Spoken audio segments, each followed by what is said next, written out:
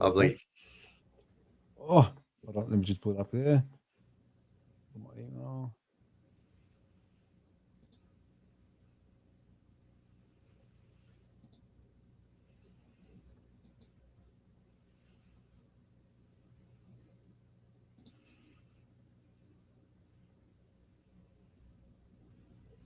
Wait, I'm Yeah. gonna have to. Did that ruin your screen?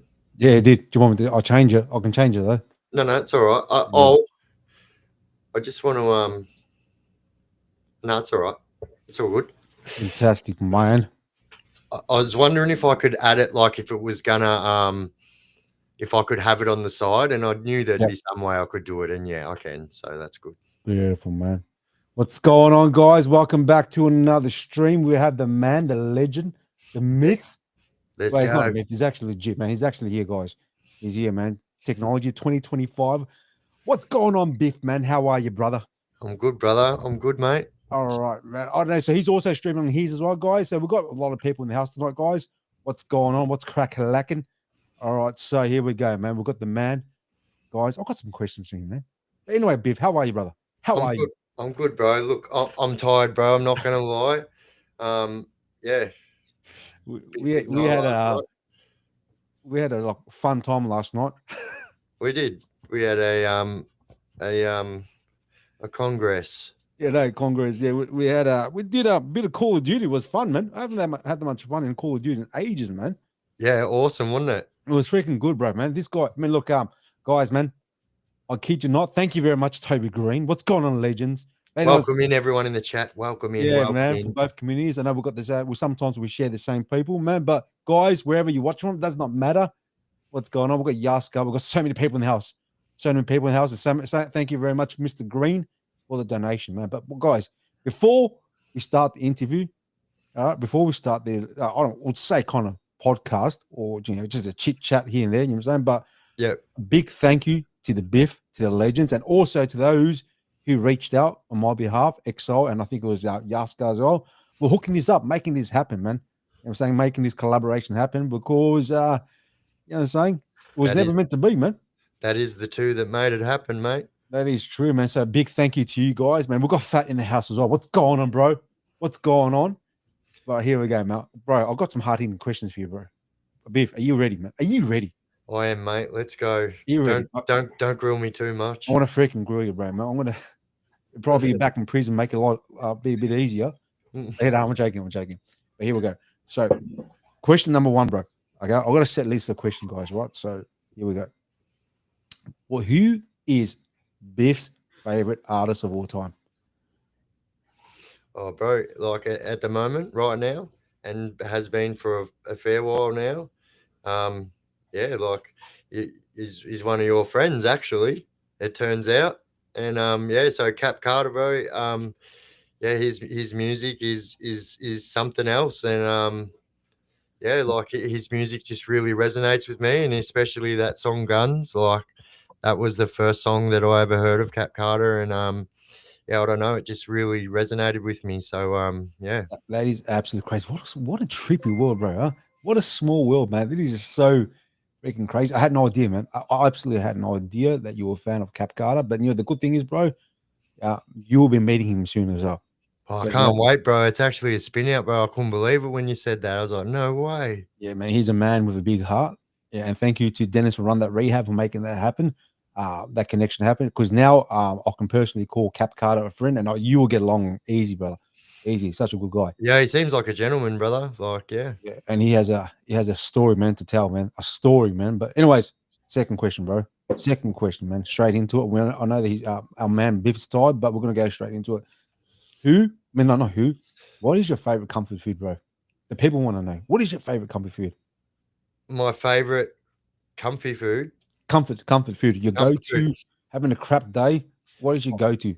Oh, bro, it's got to be chicken Kievs right now.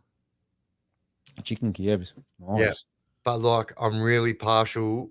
Hey, thank you so much for the Shazza Tinks for the $10 super like. Thank you. So yeah, I'm a bit partial to I like the ones from the butchers a bit better than from the supermarkets, but some Okay. supermarkets have got some pretty good ones. So Yeah. Okay, so you love the oozy butter. Do you, okay, I want to ask you a question, bro, because I love chicken Kievs as well. I only had it a handful of times. Do you use tomato sauce on chicken Kievs? No way, bro. You never use tomato sauce on any chicken. I'm sorry, guys. If anything, guys, I'm probably more Aussie than Biff. I love my tomato sauce, man. All right. Yeah, I'm really funny with it. Oh, I'm really funny with it. Yeah. Yeah. Okay. Really. Okay. There you go. Chicken Kiev, guys. My go-to. You guys, if you know already, you know. But my favorite go-to food is called broken rice, Vietnamese. It's pretty much rice with a side dish of pork, pork chop. I want to have to take you, Biff, because now I know that you're not halal, bro. You know, because you got Yes, me last time. I got your beauty. Yeah. You got me good, bro. But I'm gonna have to take you and show you Vietnamese broken rice, man. Very nice. Anyways, here's another question, man. Still related to food, bro. Yep. Still related to food. Is pineapple allowed on pizza? What do you think about that, bro? Bro, come on now. I Yeah, don't even I don't get it why they call it an Aussie pizza and put pineapple on it. It doesn't make sense, bro. Pineapple is not a savory dish. It's not for savory foods. I no just way, bro. So you don't yeah, like pineapple on pizza? no, bro. I don't like pineapple in any savory dishes. No, I love it. I love pineapple. So there you go. As once again, guys, I'm more Aussie than Biff, Amazon, and he's from B Town, man. You know, the Aussies you can get. Yeah, bro. All right, I got a question for you Go for quickly. it. Go for it, bro. Pavlova, is it Australian or is it from New Zealand? Okay, so what I've heard, according to Google and according to New Zealand's, is theirs.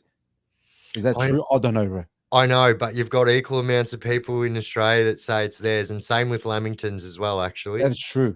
That's true. But that's also the same argument as well, man. Does Russell Crowe, is he freaking Australian or is he New Zealand? Oh, he's definitely from New Zealand. We don't want any more. Yeah, I mean, we've got Russell Crowe, he's good enough. Sorry, I was almost coughed. Okay, here we go. If you had to eat one meal for the rest of your life, bro, what would it be? Meagering noodles. No way. This guy goes to for the cheapest thing ever. Because I'll tell you why. Because I've had to live on that before for many different reasons, like in prison, out of prison, and I've had to do that before, and it's cheap and Mm. it fills you up and it's like somewhat protein and I just think that meagering noodles all the way. Because I know I'll mention this many times on stream, guys. Man, meager ring for me. I grew up with that stuff in my teenage years, bro. Eating it. If you wanted to make a gourmet, you just fry an egg and put it on top, right? A bit of freaking shallots, whatever. Yeah, Beautiful, shallots. Yep. beautiful, man. You got a gourmet meal there, man. But meager ring, it is great. I'm actually surprised you said that, bro. I'm actually really, really surprised your go-to food every single day is meager ring, bro. Yeah, bro. Like that. No. You said what would be if I had to eat the same meal every Every day. day, sorry, yeah. Yeah, It's meager ring. and it would be meagering because I'm like 100% like I just enjoy it. I like meagering noodles and yeah, I don't know. I think they're good. Okay. I'm gonna ask you a question, bro. So when you eat it, okay, do you because I usually strain it, Yeah, right? no juice. No juice, yes. Yeah, no juice. No juice. You don't freaking. It's not a soup. But do Yeah. you fry it afterwards, No, or you just oh, simply? so sometimes I did. So I learnt that off some Vietnamese people in prison actually. So Yeah. I seen them doing it. I'm like, what are you doing there? And oh, my dog's gonna go now. I thought it was my dog for a sec. Yeah. No, hang on. I'm just gonna close my No, office door. no. Talk to in German, bro. So I'm just reading the comments, guys, as Biff goes and tames the beast. So we got Short Straw saying that with the egg is the best. Oh. Sorry, guys, I'm struggling to read chat at the moment. Right, we've got Mama Biff. What's going on? Straw Cooper Lemmings. What's going on, man? And thank you very much, Toby Green, for freaking making it rain twice. Okay, I'm just reading about Biff's chats. What's TJ's favorite video you made with Biff? My favorite video I made with Biff. Look, I actually really enjoy the car rides, right? Okay, because we're very laid back and chill there. But my favorite one, it has to be B Town, which you guys haven't seen yet, which will be coming out this Sunday. Right? We're not going to spoil it, all right? No, we won't. We won't. B Town, for me, B Town for me. I know it's a bit off topic at the moment. B Town for me was a freaking jaw dropping moment. I was so damn surprised, man. From literally in the main town center 2 minutes up the road is just freaking night and day difference, man. Yeah, bro. It's And two separate worlds, and you know, yeah, generally, you know, just without saying too much, but like that part of town, you know, if you're from the other part of town, you don't go in there. it's weird, isn't it, bro? It's weird, man. Yeah, and you don't see like the only people from the other part of town that you see there from the other end of town wear a uniform. Yeah, because the section we went into, it's called the Bronx, The right? Bronx. Yeah. And to me, the Bronx, when someone refers to Bronx, to me, it automatically brought Meadows Bronx, right? Yep. That B Town Bronx, it's off its freaking head, man. Like a different freaking thing, beast. It's different, and I was trying to tell you on the way, and I really like sometimes it really doesn't like even matter how much someone tells you about something, and you know, like I love that town, like Yep. I love all the people in it, and AB, you bloody legend, and yeah, like it's just my hometown, so it's really got a soft spot in my heart. So like that's why I can absolutely speak from my heart because I'm from that neighborhood, you know, Mhm. from a very young age, and then you know my last when I lived in B town was in the Bronx, and yeah, you know, it's unfortunate that a lot of people are stuck in that life there, you know, Yeah. but you know, at the end of the day, they're still people, and they're my people, bro. You know, and Yeah. as you've seen when we were there, like, you know, I Yeah, man. still hold a bit of respect there, bro, and Bro, you yeah. haven't been there in years, man. And still people stop the street. Hey, Biff. Yeah, Yeah. yeah, bro. Yeah, Crazy, man. Crazy, man. But here we go, man. I've got another question for you, brother. yeah. We're just gonna start off light, guys. We're gonna start off light, right? Yeah, keep the positive vibes, man. Thank Because you, at the end of the day, guys. man, at the end of the day, guys, it's not an interrogation, man. We're having a chat, man, because we're mates at the same time as well, right? But I'm asking a question here, guys, so you guys can learn about the beautiful Biff man, Biffinator, Habib, right? But here Habib, we go. Here we go, bro. So what is your favorite movie or TV show, man, back in the 90s? Scarface, my favorite movie has been for since I was very young. Yeah, I could probably sit here and like reel off from start to finish every single line in that movie. that's a good movie there. I before I got locked up on my very big sentence, so for a lot of years there, every single birthday and Christmas and stuff, my mum would buy me Scarface stuff because I collected it. And I had at the time when I got locked up, I had over $70,000 worth of Scarface stuff. It had to go into another room. I had one room, and then it had to go into another room, and I lost it all when I got locked up, as you lose everything when you get Yeah. locked up. But yeah, that's my favorite movie, and like my favorite. Oh, you know what? Actually, another movie that I used to watch when I was a kid was 8 Seconds. It's a bull riding movie, and it's one of my favorite movies. It's got Luke Perry in it from Luke Perry. 90210, yeah. Yeah, the Beverly Hills, the man with the yes, I remember that with the Yeah. hairdo. Damn, Luke Perry, man, that's an old name. Yeah, bro, like, you don't see him well, actually, someone said something about Oz last night, the series Oz, and that was one of my favorite series growing up, but that is, like, you know, trigger warning, guys, you can't watch Oz and not expect to have your jaw hit the ground because, like, there's just there you'll never ever I've never seen another depiction of prison that Oh this m wow.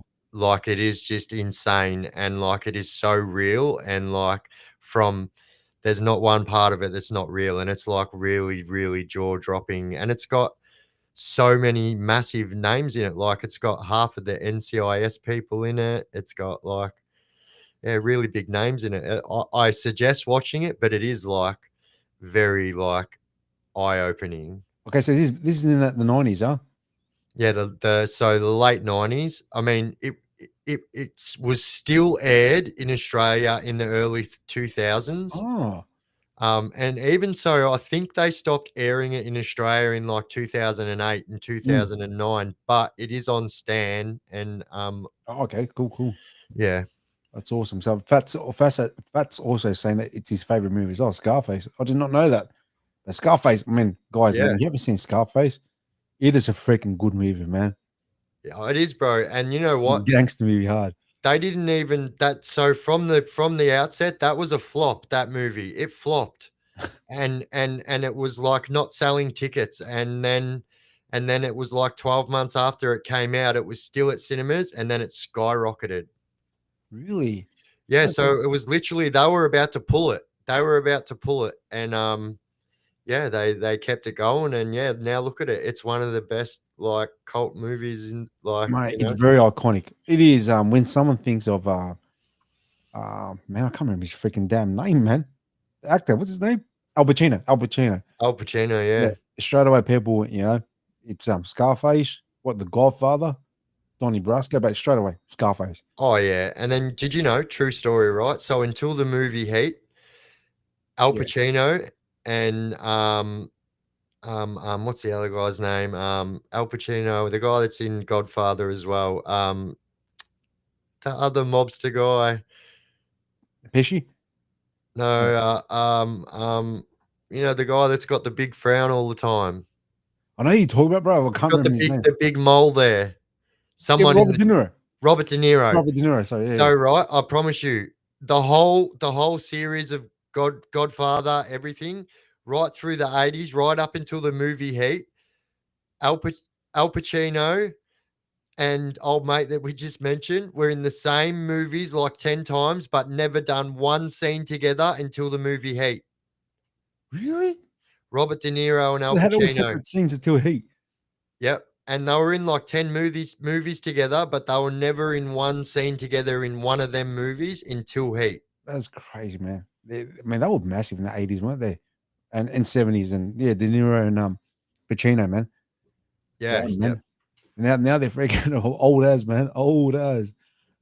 All right, here we go, man. I got another question, man. Another fun question, Mr. Biff. All right. So, what song gets you up, man? What song hypes you up? I don't know. So I'm a bit of a mixed bag of licorice, to be honest. So I listen to all different genres of music. Mhm. I'm a big country music fan. Yeah. I'm a big metal fan. Mhm. I'm a big rap fan. It just doesn't make sense the music that I listen to. I Man, listen.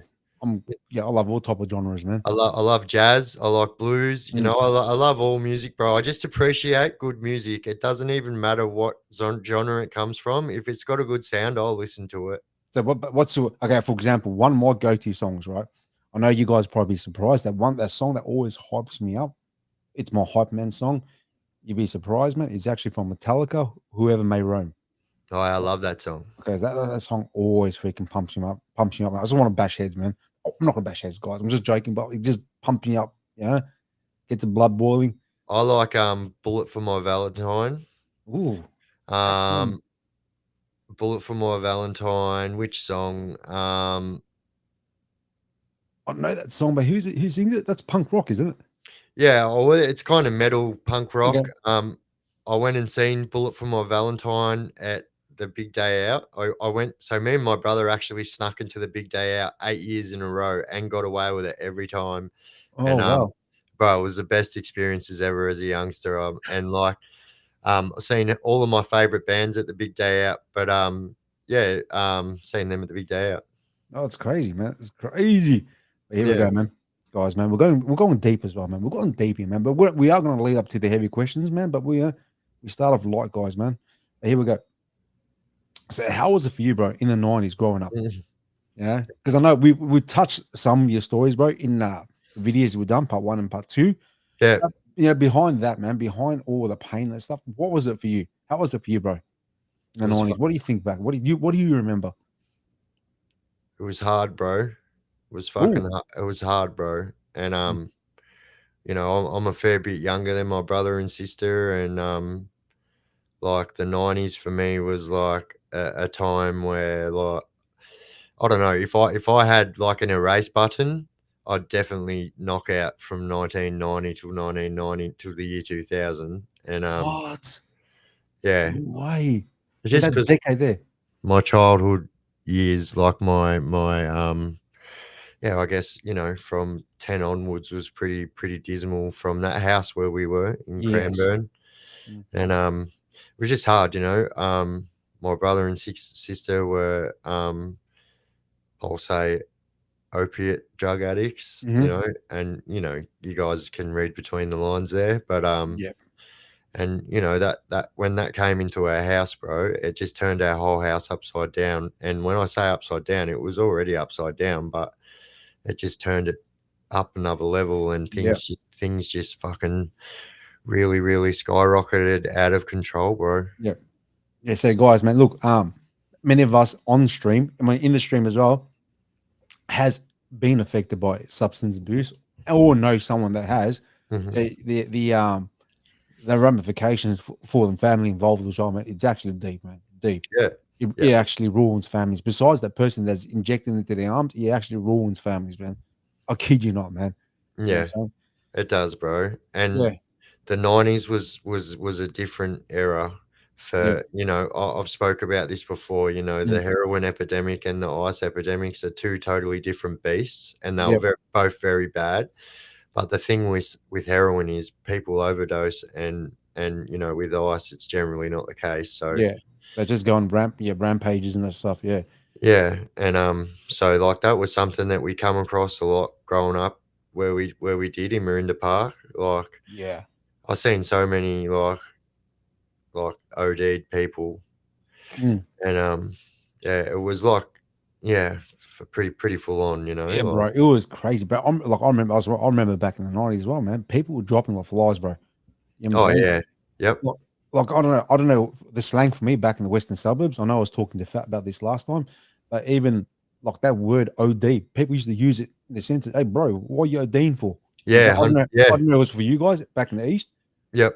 Yeah. Yeah, So no, same thing, bro. It's yeah, like, isn't it funny? But like everything has goes full circle, doesn't it? yeah, Like it's like yo-yos, bro. They've it been is. coming around every 10 years for the last 50 years, you know? It's crazy, bro. Because now you see kids now, bro. Like kids are wearing 90s fashion now, bro. Yeah, how It's like, funny is that, bro? it just it trips me up, bro. Man, they're wearing baggy pants and very bland I seen colors. someone wearing a hypercolor t-shirt the other day. I nearly fell over, bro. I was like, "Are you kidding me?" That's Like, crazy. remember hypercolor? You put Right, your hands hypercolor is on a it. massive thing, man. You were the cool kid, you had hypercolor. And if you were the fat kid that had sweaty armpits, everyone would see you mile away with 100%. hypercolor. Yes. Yeah. But that was the fashion back then. Yeah, man. But I'm tripping up, bro. Man, you go to Brunswick, everyone looks like they're in the 90s, man. You know what I'm saying? Yeah. Yeah, yeah. It's a As you said, different bro, it comes in full circles, man. But same it as does. freaking everything else. Everything goes full circle. It's really weird, bro. And Mm. even so much kind of what I'm doing now, we made mention in your videos that I was done a little bit of TV stuff when I was younger, and then now look where I am now. It's Yeah, like it's kind of come around full circle again. It's kind of crazy. it's crazy, bro, man. Crazy. I know you say a lot, you've been through it, bro, and now you're you're on the other end, bro. It's just so weird, man, isn't it?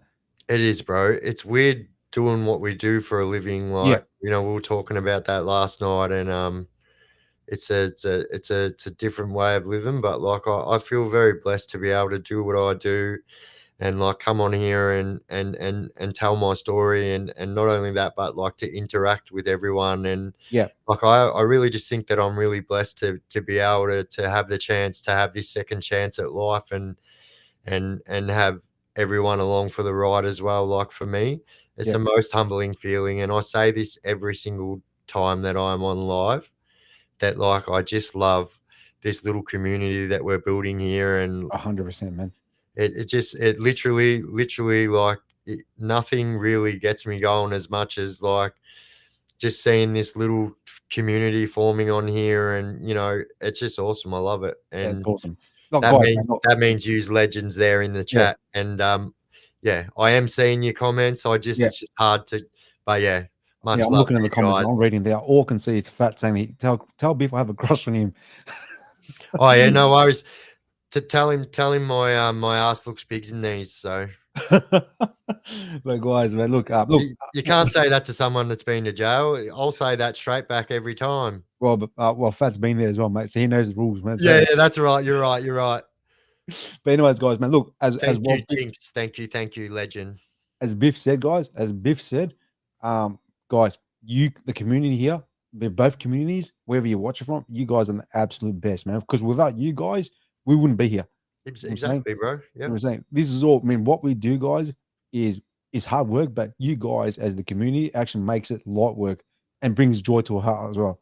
because we're definitely. seeing, the effects it has, that videos do. But yeah, you guys are awesome, man. Yeah, Absolutely awesome. So W chat, man, for yeah, both communities, man, from Biffs to mine, man. You guys are bloody freaking oath. awesome. Bluetooth it, everyone. Bluetooth it. Let's Oof. freaking go, man. Let's go. But here we go, man. I'm gonna keep asking questions. Man. I'm gonna keep asking questions. But you Right. mentioned, actually, he did say second chance, right? But that's probably under exaggeration, right? It's actually Yeah, more 9th, 10th chance. it Because, is, bro, bro. tell the chat, man. For those who don't know, how many times have you been? How many times have you been stabbed and shot? I've If you been, can, if you I've want to been, answer it. I've been stabbed 7 different times, um, on 4 different occasions. So that means, by saying that, I mean, I'm not talking about, I mean, a very sharp implement has gone inside my body and erupted my organs of some nature or my main arteries. And so I've been stabbed, 5 times in somewhere in the chest. I've been stabbed. I've got a pick mark right here where I got Mm. stabbed right in the heart, when I thought it was a smart idea to go into a cell by myself with 10 people from another race, and they shank sandwiched me.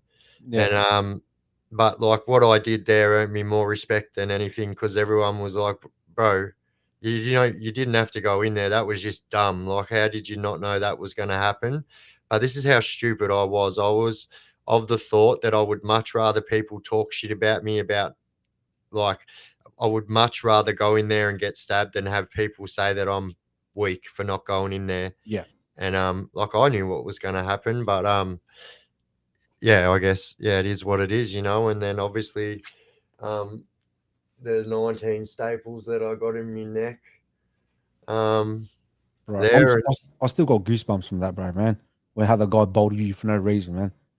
yeah, bro, yeah. And thanks to Mama Biff there. I know that I was seeing her in chat, bro. Man, that's crazy story, man. Because you really that should have been the end of your story, bro.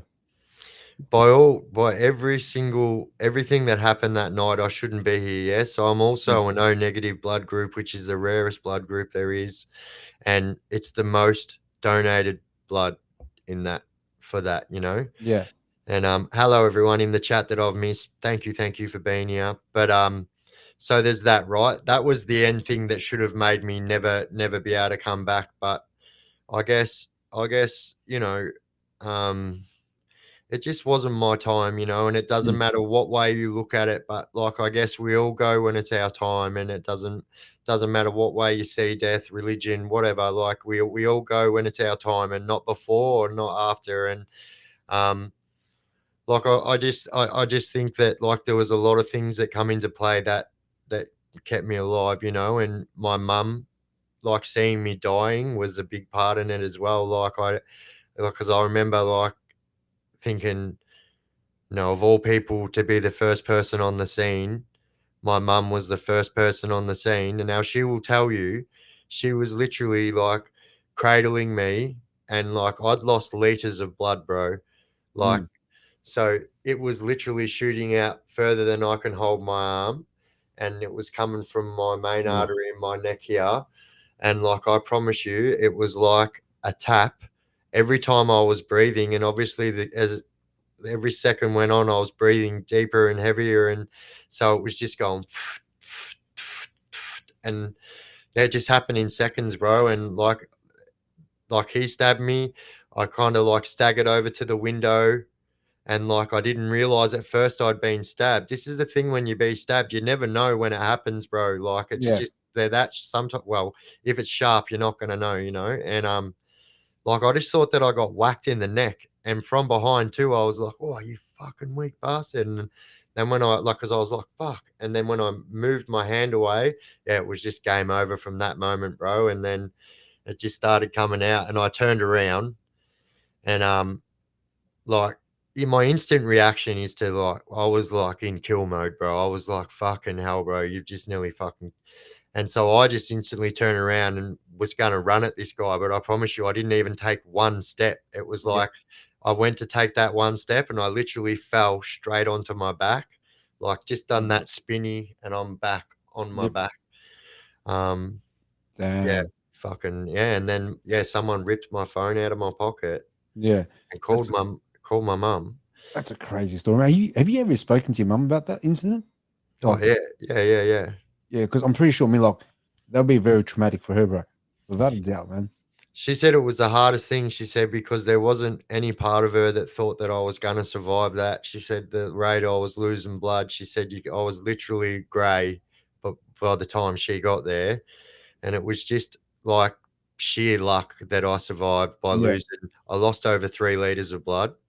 which we only hold 4 liters, I believe, isn't it? Something like Right. yeah, Yep.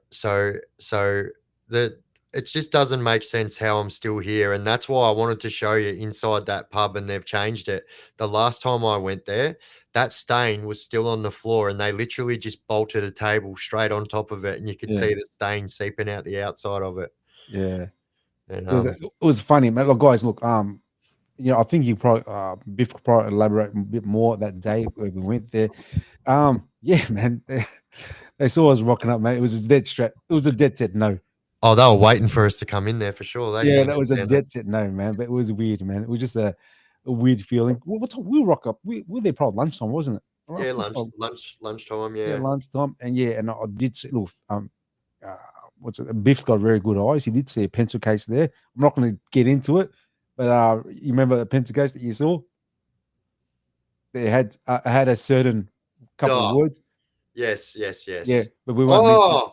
Oh, yes, I do remember exactly what you mean now. Yeah, Yeah. yes, it had a special for special people. But yeah, Yeah, I was like, "TJ, do you know what that means on that pencil case?" He's and I like, didn't. "Fuck." He's like, "No." I'm like, "Alright, I'm gonna tell you, but I'm not gonna say it in the You chat." don't But say it here, man. But I'm there's I'm a I'm like, "It means something to do with, like, a criminal element." yeah, which kind of like I was actually what? Yeah. No way, man. It just shows, man, that they got their hands in everything, don't they? You know? Bro, what goes on behind closed doors will Yeah, never cease to amaze me, but what now goes on in front of your face is even worse. yeah. Well, it's crazy, bro. It's crazy, guys. Look, we will look for both chats as well. We will open up the platform for questions later on. I just got a Yep, couple def sets, right? We definitely. run through, guys. So look, don't think we don't love you, man. We love you. We just Yeah, absolutely. yeah, we're both scanning through. I can see Biff's eyes and my eyes as well, guys. We're scanning through the questions as well and Yeah, your comments. So don't think that we're neglecting you, man. We're just having a conversation here, guys, man. But look, and there's absolutely. another thing I want to ask you, bro. I want to go back a couple of years to your life. You mentioned right that you did an apprenticeship. Mhm. Right? What was that? For those who don't know, what were you actually gonna be? So it was the only job I've ever had, and yeah, so it was a mechanical plumbing apprenticeship. So I worked for a mob in Cranbourne, and so yeah, it was essentially a plumber, Mhm. but a mechanical plumber. You put in air conditioning and heating, like evaporative cooling and ducted heating and ducted splits and stuff like that, and yeah, that's what I did. Yeah, did over 2 years of that apprenticeship, and then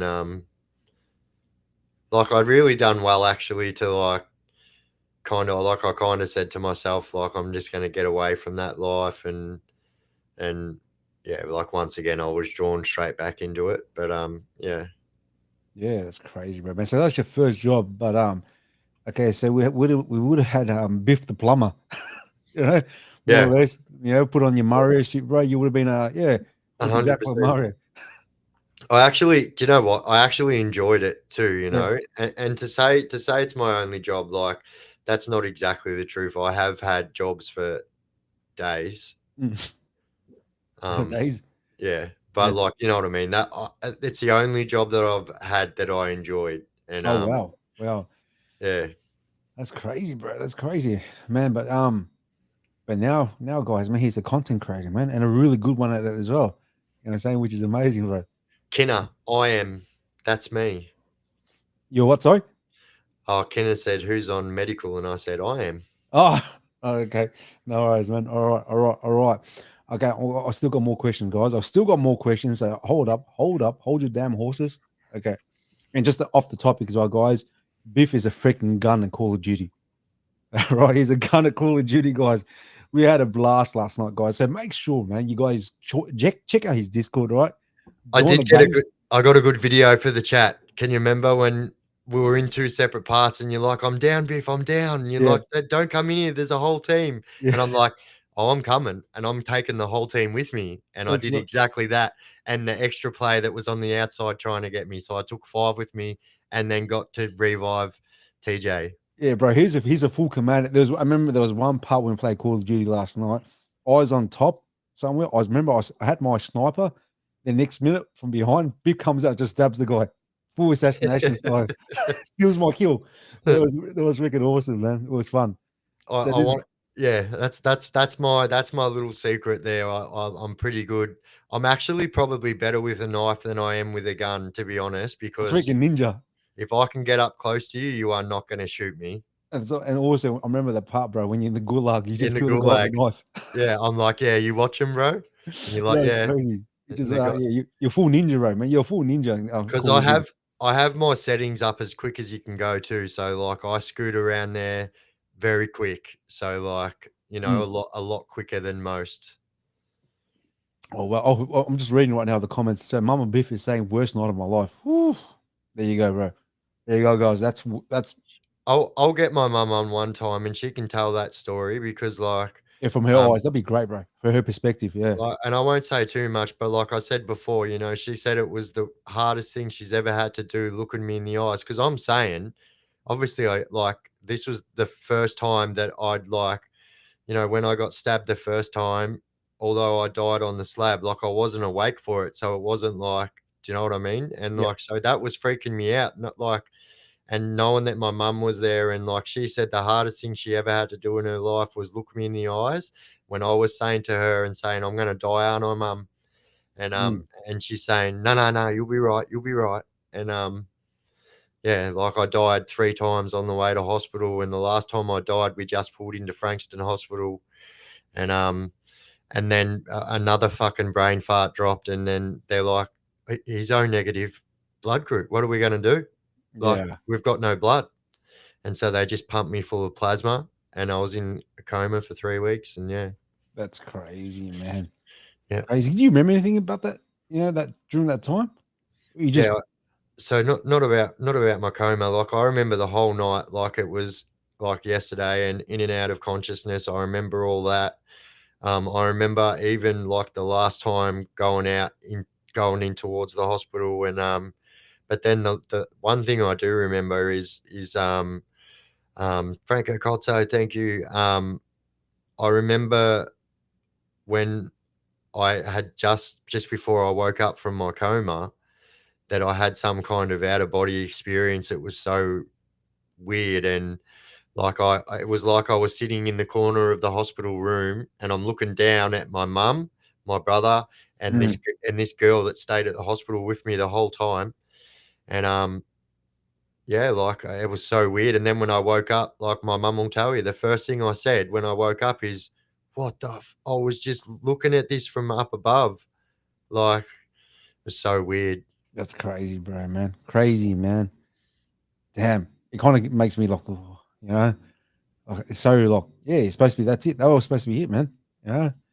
Yeah, bro. And then all you said before about being shot, and I passed away from that. But yeah. So I've been shot 2 times on the one time. Um, Damn. so I haven't done a story on this. Is there's a reason for it? Is because it's going to be part of my Patreon stuff. Because Yep. obviously, there's certain things that we can't talk about on YouTube, and Yeah, YouTube's it very doesn't matter how good you are at editing or how much you yep. know this and that. You just can't get past some certain things, and Yep. but the night I was shot is very fucking crazy night, bro. And um yeah, like I'll just say like I went there to do the shooting, and I ended up getting shot, and it was like, yeah, it didn't end up the way I thought it was going to end up. And yeah, once again, I don't ever condone any of my Yeah, behavior, but the truth is, I wouldn't be here today if any of that crazy shit didn't happen to me, and every single part of that turned me into the person I am to today. that's crazy, bro. That's crazy. Yeah. Oh no, look, guys, and TP's asked a very good question, but we'll ask that at the end. All right, because he asked, and you can answer at the end, bro. But he did ask that what was the turning point? You know what I'm saying? But just hold that question, all right? Hold the All right. question because I got All some right. more other questions for you as well, All brother. right. Go, mate. Go. Okay, because bro, you've been in and out of the system, right, for such a long time, right? You lived a crazy, hectic life, like massive life, man. But what would you reckon would be the biggest challenge that taught you the most during that period, bro? Because you've been through hell and back, bro.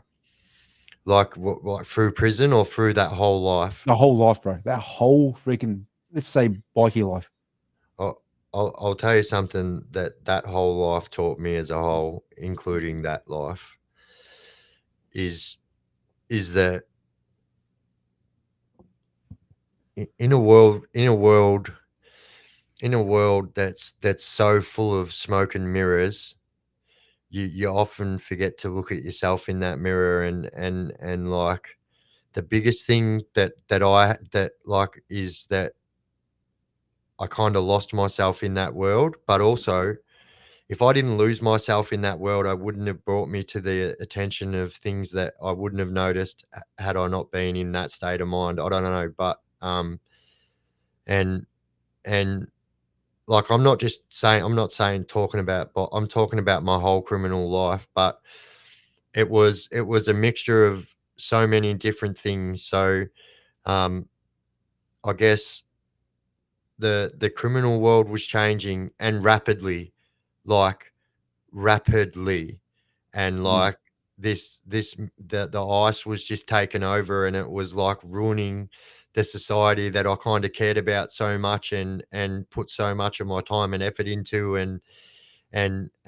although a lot of people say that jail's just full of fucking bad people and this and that, the truth is, most people in prison are good people that just make bad choices, yeah. and so I've always still got a love for them people that are still stuck in that life, But what the main thing it taught me is what I learned is that the honor amongst thieves is out the window, bro.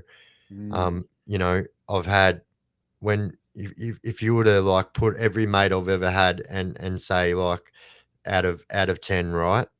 And how many of those mates do I still have today? mm. Probably two, right? And Wow.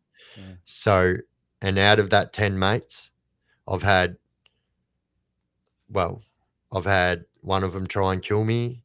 I've had, I've had countless amounts snitch on me. Yeah. I've had countless amounts try and cut my grass while I'm locked up, sleep with my missus, Yep.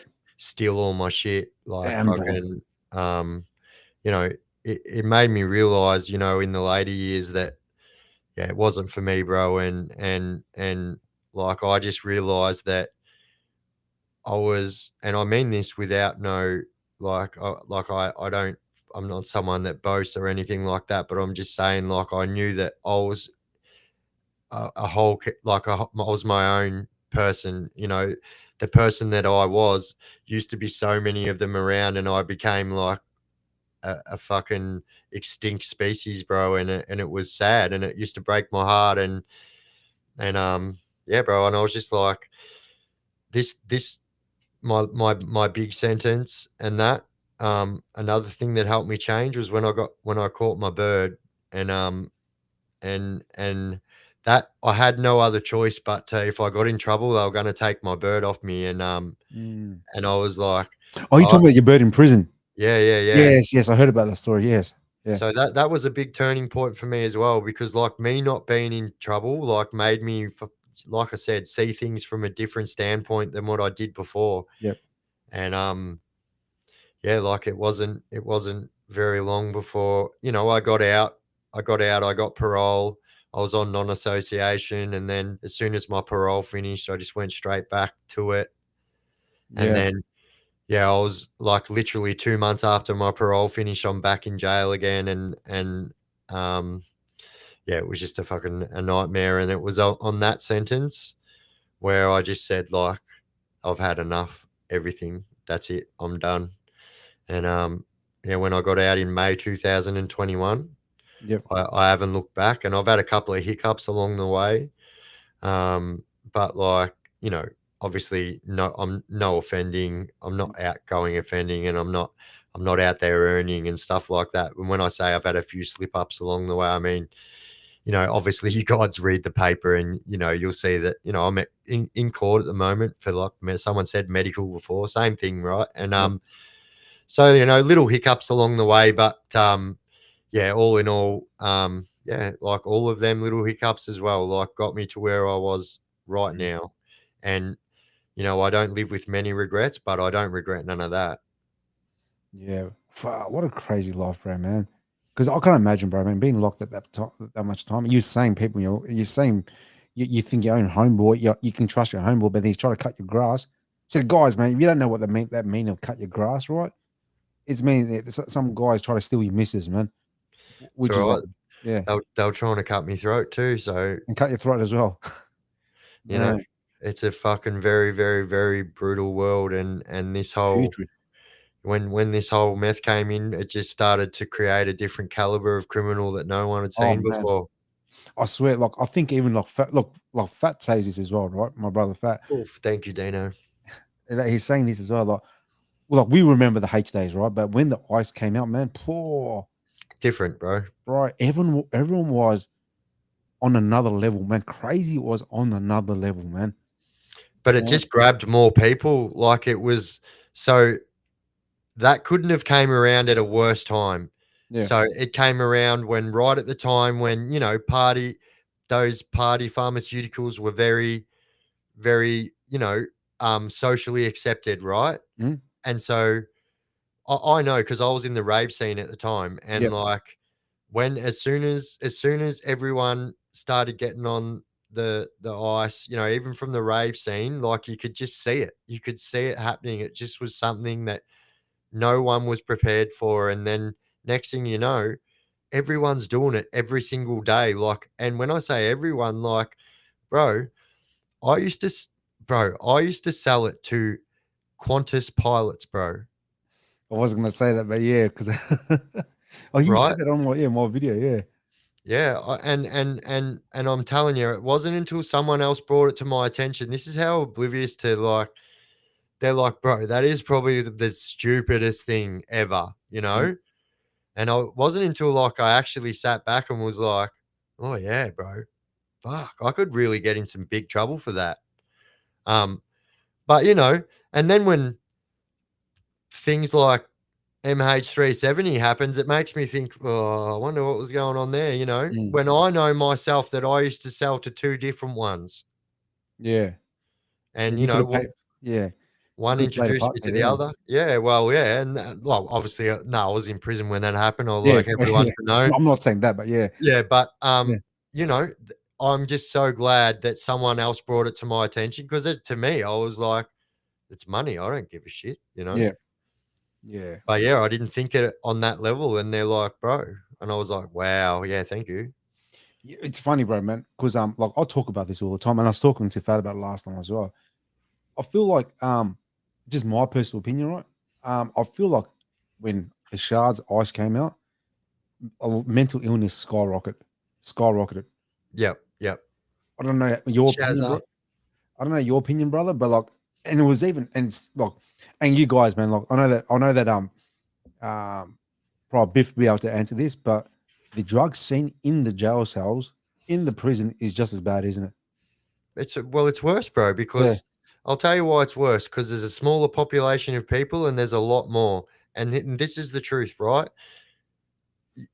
So for most people, in order to go do their daily routine, they have to go to another town or at least the other side of town, or you know what I mean? Mm. In prison, bro, you just have to walk 2 doors up, 4 doors at max. Every second dude's got it. So, like, and it's for free. So, like, well, wait, it's not for free. You have to pay for it, but, like, Yeah. they give it to everyone on credit, so Yeah. everyone's no, like, and most people in prison are addicts, bro. That's the truth. And by addicts, I mean like polar drug addicts. Like they don't have a one set drug what they take. They're just drug users and they take everything, bro. And so, yeah, I mean, and as far as like people just want to like, I don't get it, bro. I can't see how you'd like to do double time because like At least when you're sleeping, you're asleep for half of your sentence. You know what I mean? Yeah, Well, when you're doing that, you're you're not. awake, You're awake. You're doing double time, if you ask me. mate. You're just walking the cage back and forth, huh? Oh, Yeah, it's stupid, bro. yeah. It's crazy, man. Crazy. Look, and what? And I've got another question for you, brother. Yeah, not talking about substance and that stuff, but during your time in prison, bro, because I know that you're isolated and that stuff. Was there a time that you just wanted to give up? You go, I had enough. I just wanted to end it all. I just want to go sleep, not Nah, wake up. bro. Nah, bro. Because I had too many people hurting about me on the outside, bro, Wow, and needed me, and like I've never ever been someone to think like that. But in terms of giving up, I didn't give up until the day I left, and didn't stop not giving up, that's and crazy, bro. because at the end of the day, it's a dog eat dog world, and only the fittest survive, bro, and Mm, yeah, yeah.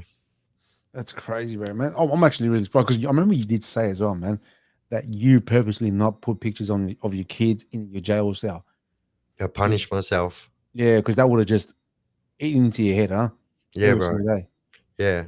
Yeah. And so it's also I used to do it to punish myself, bro. And so people used to say to me, Biff, like, not many people do prison the way you do prison, bro. Like, Mm, you're never not like smiling or trying to make someone laugh and shit like that. But like the way I do it, and they're like, how do you do it, bro? Like you've got kids out there, you've got a missus out there, you've got a mum out there who's crook, and how do you do it, bro? And I used to say, bro, this is going to sound as very, very harsh, but this is what you have to do. So, mm. unless you're on the phone to your family, unless you're writing a letter to your family, or unless you're on a visit to your family, you got to turn it off, bro. And they're the only three times where I would turn my family on because, like, yeah, bro, I've only done 99% of my time in maximum security prison, and it's not like any other prison. You just can't. There's no other type of life that would even compare to it, and it's a very, very dangerous environment. And I just thought that, yeah, like, yeah, it would get to a point be training that much that security would come up to me and ask me what I'm training for, like, you are training too hard. What's going on? Like, what are you doing? Mm, And that's just my mentality. Like, I was just like survival of the fittest, yeah. um, mother fluffers. But that, look, you think about like, I mean, like, sorry, like, you can't be weak there, can you? You can't be meek and timid in prison.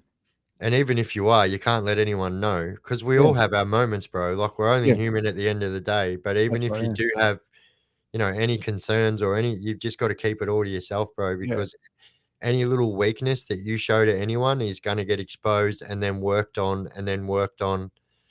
And then, I've seen dudes that, yeah, were someone's, and then by the end of that sentence, they're cleaning people's toilet for a deal of stuff, you yeah. know? Okay, like for example, right? Because you would have seen it so many times, right, bro? Fresh meat that comes in there first day, crying, I shouldn't be here, wailing, making Mm. noise and stuff. What happens to them people? Well, I walk straight up to him and I will tell him to snap out of it and say, no one's coming to save you here. Yeah, you're on your own. But sitting in the corner there crying like is going to get you hurt. You Yeah, know, snap out of it, man up.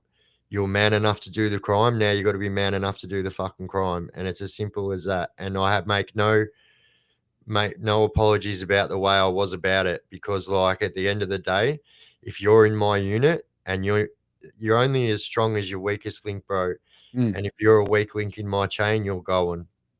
wow, it's And such a brutal world, bro, isn't it? yeah, bro, and it's horrible, bro, and I hate it that's the way it was, but that's the way it was because that's the way it is, bro, and Yeah, that's the way you can't wake up in the morning and say, "Nah, that's it. I've had enough today. I'm just gonna give up fucking this hectic prison life, and I'm gonna start doing normal fucking prison shit. I don't know, whatever normal people do in prison. I don't know, but like not doing like hectic, like, politics, like yeah, getting right involved in the politics. And yeah, no, you can't do it, bro, because that's a weakness, bro. And then, yeah. yeah, Actually, and there's another question as well, bro, because there's so obviously there's rules.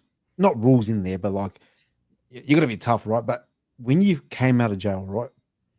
Did you find it very hard to switch off? I know the answer, right? Because I already spoke to you about it. But for those out there, Yeah. how were you Um, able to switch off? so the truth is, right, I see it, I see in the chat now, like people are Mm. commenting and how long they've done and that. And so the truth is, I've probably done more time in segregation Oof. in one sentence than people have done their whole prison career. So my last 9-year sentence, I done 4 years, 9 months in segregation for naughty scallywag behavior. Mm, And you know, that's if you work it out, bro, that's more than half my sentence in Segro mm. for that. And yeah, sorry, I went off. What was the question again? Sorry. I mean, like systematically. Okay, so you were there for a while. You're institutionalized. Really, I can't even say it. Yeah, But when you got out, bro, did you find it hard to just to turn off and oh, be a civilian? bro, I still find it hard, bro. And like with certain things, like I have certain like social anxiety and stuff like that, and I still find certain things a little bit difficult, you know. And like you'll see, bro. You'll see, like, say for instance, it's just automatic impulse for me. If like we go out for dinner, I'm sitting in the corner, and that's just where I put myself all the time because it's just the life I lived. I need to see everyone coming through the door, and it's just the way that, and it's just like habit. And you'll see, I don't even mean to do it, and I just do it, bro. And Mm. that's institutionalization, bro, because prison, you can't turn your back on anyone, bro. You Yeah. really have to have your head on a swivel, and you really, you know what I mean? Because like the truth is, if anyone's going to come and take you out, they're not going to come and take you out to your face. Right behind you. Yeah. They're going to come right from behind you, bro, and usually right from behind you with a few of them. So like you really got to have your head on a swivel. And you know, and this is why I applaud people who have come from that world and lived that life that I have and have turned it around because bro, it is very, very fucking hard to live your life as a civilian Mm, when you used to fucking, you know, like fixing your problems with violence. And that's the truth of it, bro. Like, I'm a serious violent offender. And mm. like, it took me a long time to realize that I was the problem to start with. Yeah. Obviously, I always thought that everyone else was the problem when I was the problem. And so it's very hard, and this is why I always applaud the people that turn their life around that have spent years in prison Mm. because, mate, you can't just get out after doing years and say, "Righto, switch, there goes the jail brain, bang, Yeah. civilian brain back on." Doesn't work like that, bro. It's weird because I remember you we were talking about it in the car last night. I don't think we recorded it, but you were saying that like even guys, man, out here, like when you're guys, we just walk up to each other, put our hands on your shoulder or pinch their shoulder and that stuff. But you were saying you shared the story last time that you got out of jail, one of your mates pinched you on the shoulder and tell him Biff what you did.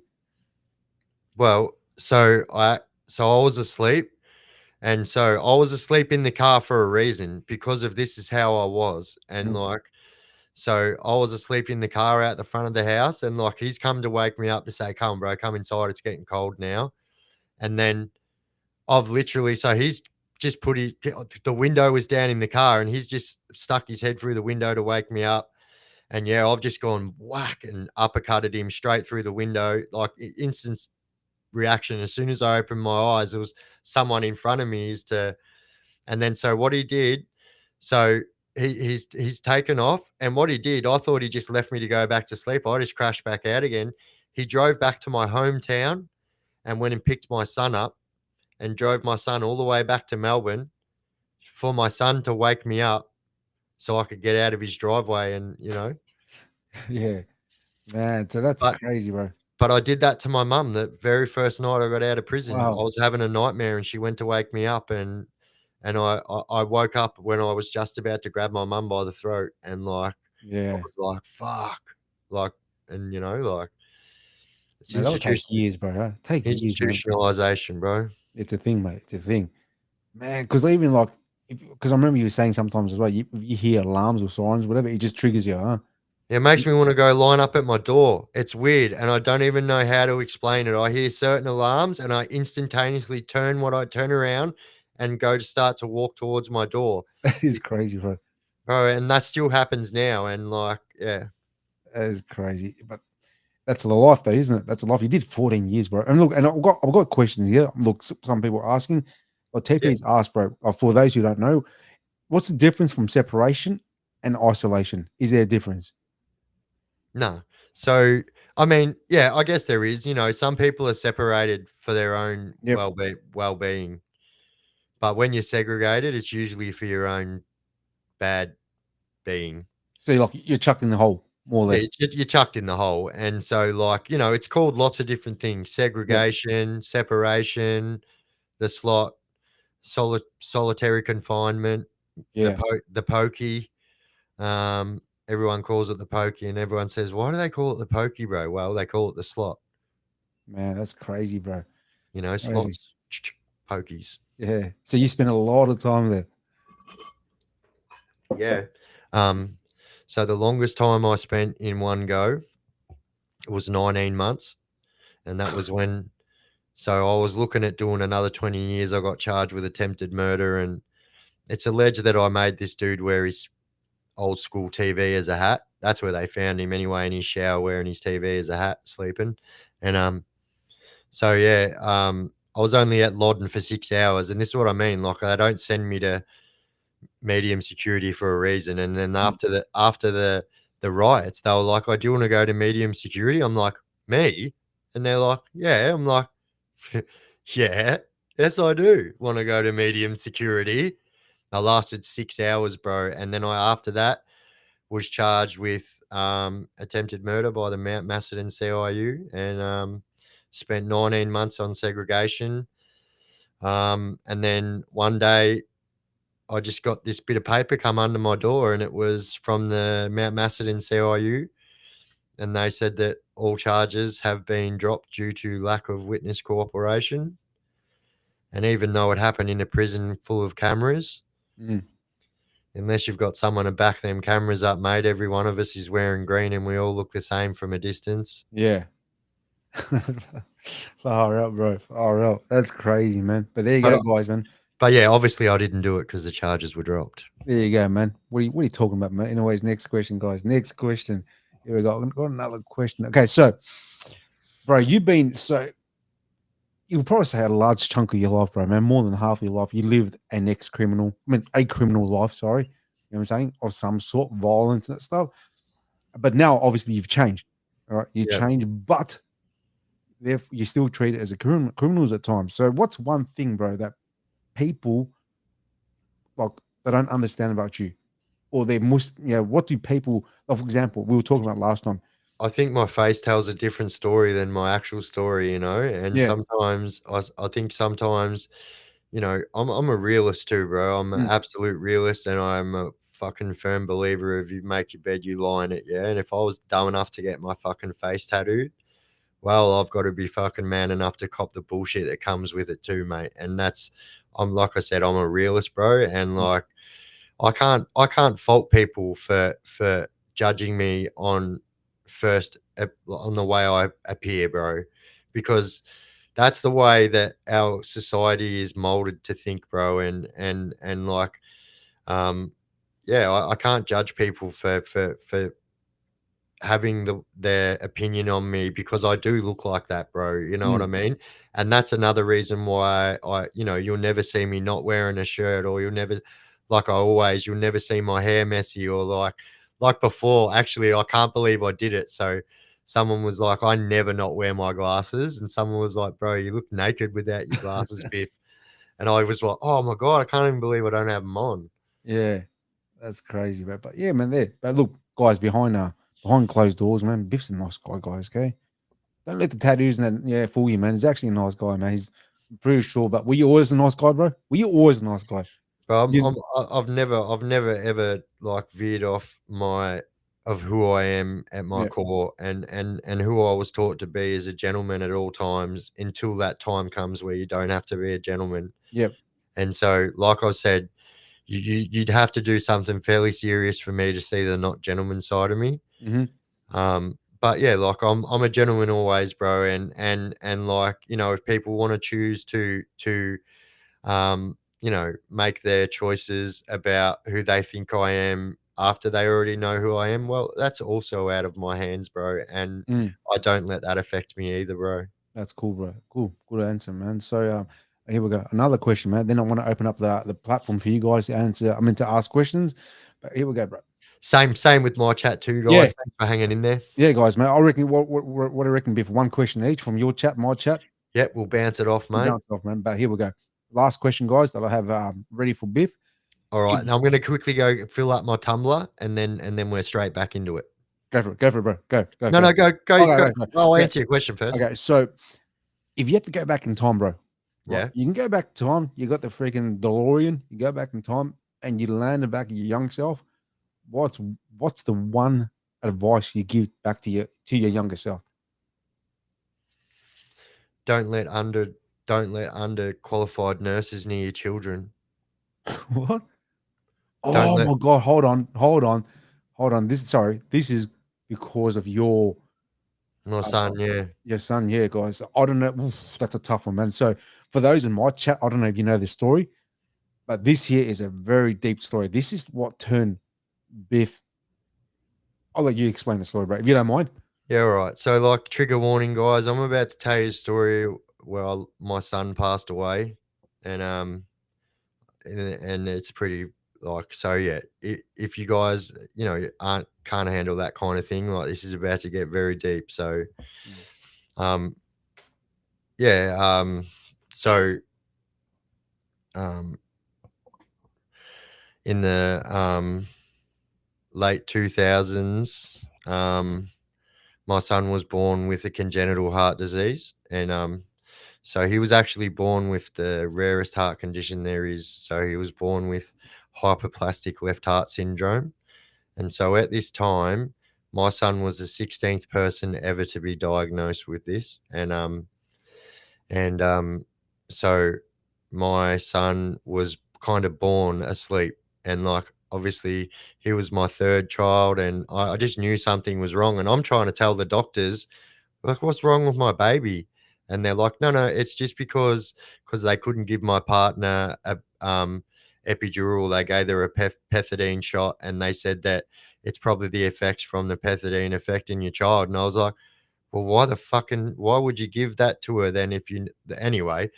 So they tried to say it, and then anyway, fast forward a couple of hours, I was like, no, something's wrong here. Like, and then yeah, the pediatrician came down. Anyway, long story short, my son was airlifted to the Royal Children's Hospital, and yeah, so he made it there obviously before I did, but not very long before I did. I literally went as fast as my car went the whole way to the Royal Children's Hospital from Benalla, and yeah, when I got there, they'd already had a diagnosis ready, and they were like, "Yeah, your son's got a congenital heart disease. We just don't know what one it is yet, but he needs to have surgery tomorrow."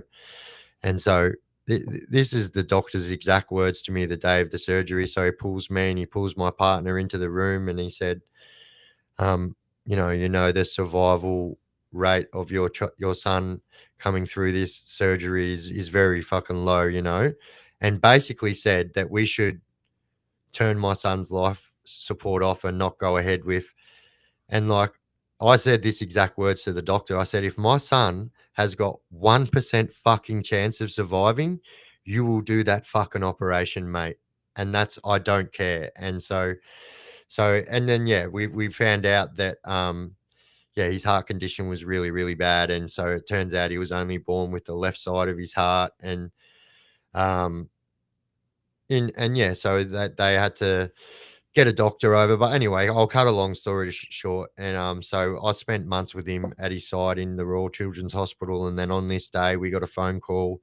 The last few days he'd been getting low blood saturation levels, so he was kind of crashing a little bit.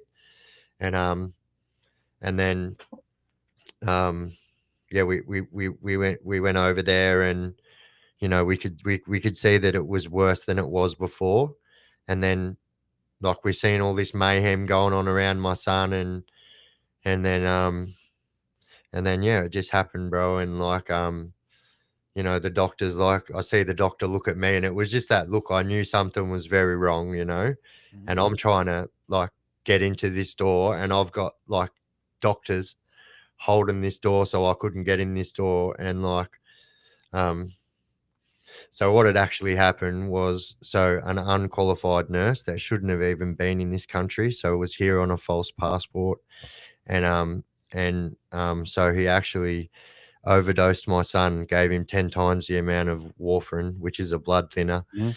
And so it instantly turned my son into a brain dead, bro. Like, um, instantaneously just killed my son. And fucking, so, um, you know, it's hard for me to talk about, and Yeah. like, so obviously because I was behind the window, I didn't know, I couldn't hear what was going on there. I didn't know what had happened. I just thought that my poor son had succumbed to his condition. Now, might I say, on his second day of being alive, he had a 28-hour heart surgery, right? So there's only one surgeon in the world that does this surgery, and he came all the way from France to operate on my son. And my son was beating his condition. This is a true story, right? So my son was about to have his second surgery, and so the surgeon stayed at the hospital the whole time with my son too. And he said that, your son is a very strong child, and he will beat this condition. I promise you. Like, he's just a very strong child. And then, yeah, that doctor, yeah, overdosed my kid. And so, like, obviously I didn't know what happened. I'm standing there talking to my dad, and obviously just found out about my son. It's a fucking horrifying fucking scene. And then we had the head nurse come up to us and said, listen, like, this guy needs to tell you something. And I was like, oh, yeah. And if my dad wasn't there, I'd probably be in jail for the rest of my life right now. And because of the words that came out of his mouth next, like, made me want to rip his arms off and beat him to death with them. And, Mm. yeah, had my dad not been there on that day, then I probably would have done something very fucking stupid. And, yeah, it was just very, very, um, it's just something that never ever goes away. And it's something that, it doesn't matter how many people you speak to about it. It doesn't matter. I've been on, like, it's so many different medications and that to try and, like, but the truth is, bro, there's no right or wrong way to grieve, yeah, and everyone grieves in their own way. And I guess, like you said, that right there. So I decided I was going to turn my life around. That was it. I quit drugs. I quit smoking cigarettes, everything. And and then that happened. I was like, yeah, well, game on now, mothers. Mm. And then, yeah, the thing that pushed me right over the edge so much was the fact that I just wanted to die because I wanted to be with my son, but I could never ever do it myself. So, like, I was putting myself in every single situation that would get me taken off this planet. And, the proof's in the pudding. Like, I've been stabbed 7 times, shot twice, and I'm still here to tell my story. So it's obviously not my time yet. And, like, yeah, that literally, if you were to ask me at that time and ask any one of my family members, I would have told you that I had zero feelings. Like, Mm. I was a zero feelings person. Yeah. Yeah. Man, that's look, guys, man. I know that. Sorry, he did warn us. Trigger.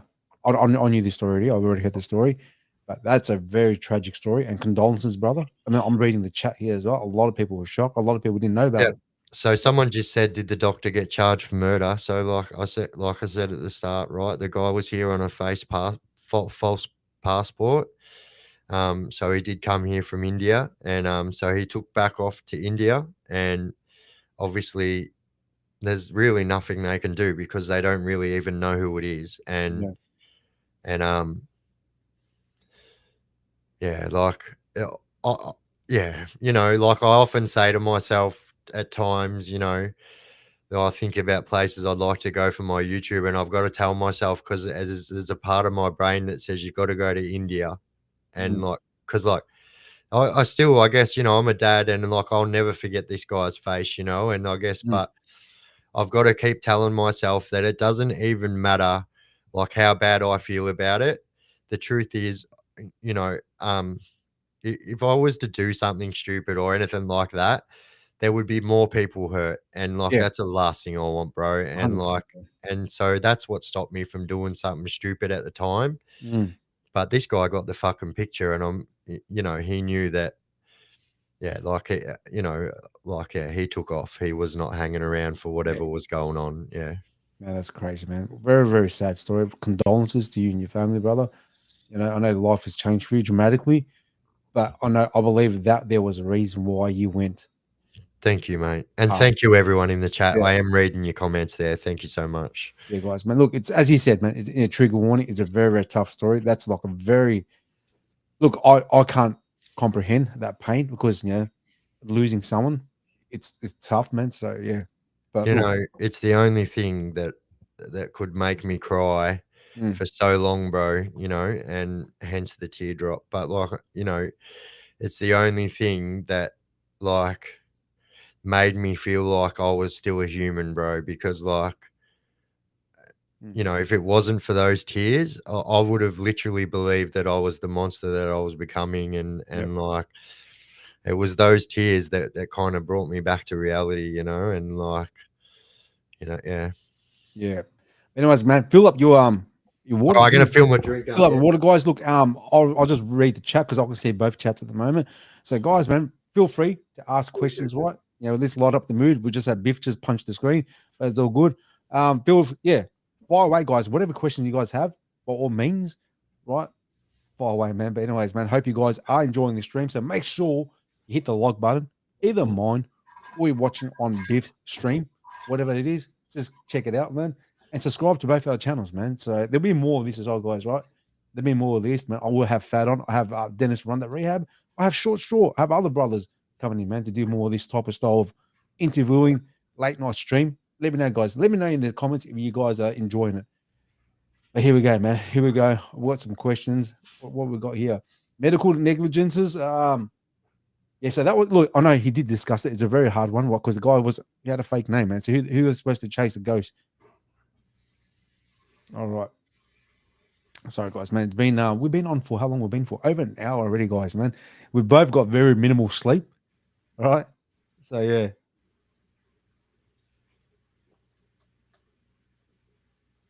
Okay. So okay, just that message was just retracted. I'll try to read it, but it got retracted.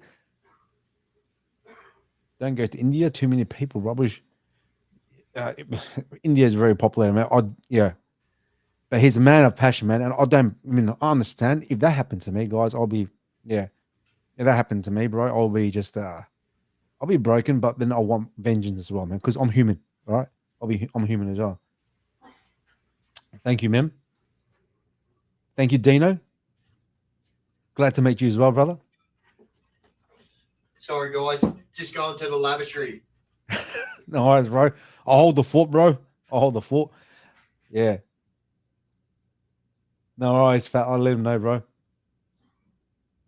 So I would love to hear a discussion on the best way to tackle youth crime coming from the streets. I think you would have a different way of tackling the problem. I don't know, look, talking about that, guys, and I'll probably ask Biff this as well. Have you guys seen on the news, right?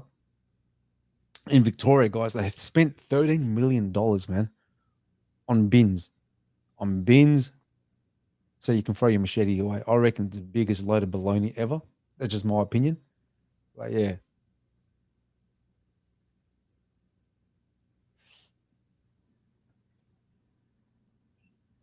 Thank you, Richard. Appreciate it, brother. Appreciate it. Look, man, I'm a father as well, so that story there hits me hard, man. Hits me hard. I can't, I love, look, for those who are out there, if you're parents, right? If you're not parents, just imagine your nieces and your nephew as well, yeah? Hello. Biffo's talking to his dog. But if you guys are parents or you have, nieces and nephews, you that love that you have for them, you'll do anything for them, man. So just to lose that, it's absolutely great, devastating. So what's that? Great JT TJ. Great video the other week. Sorry, I called you young boy. It's all good.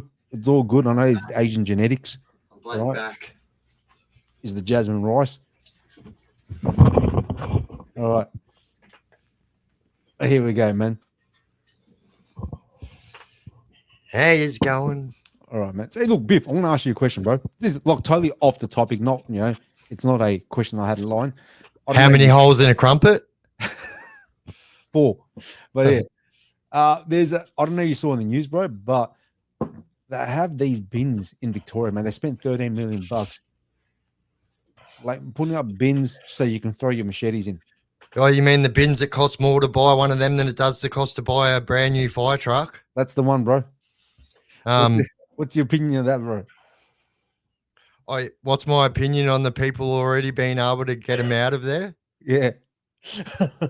These, There you go. There's got to be these, no. It's th- a dumb these, solution. these U-boot bins that are just left out in the middle of nowhere, so people can just go do what they please with them. Yeah.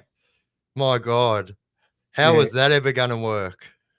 13 million bucks, man, where they can spend it elsewhere, man.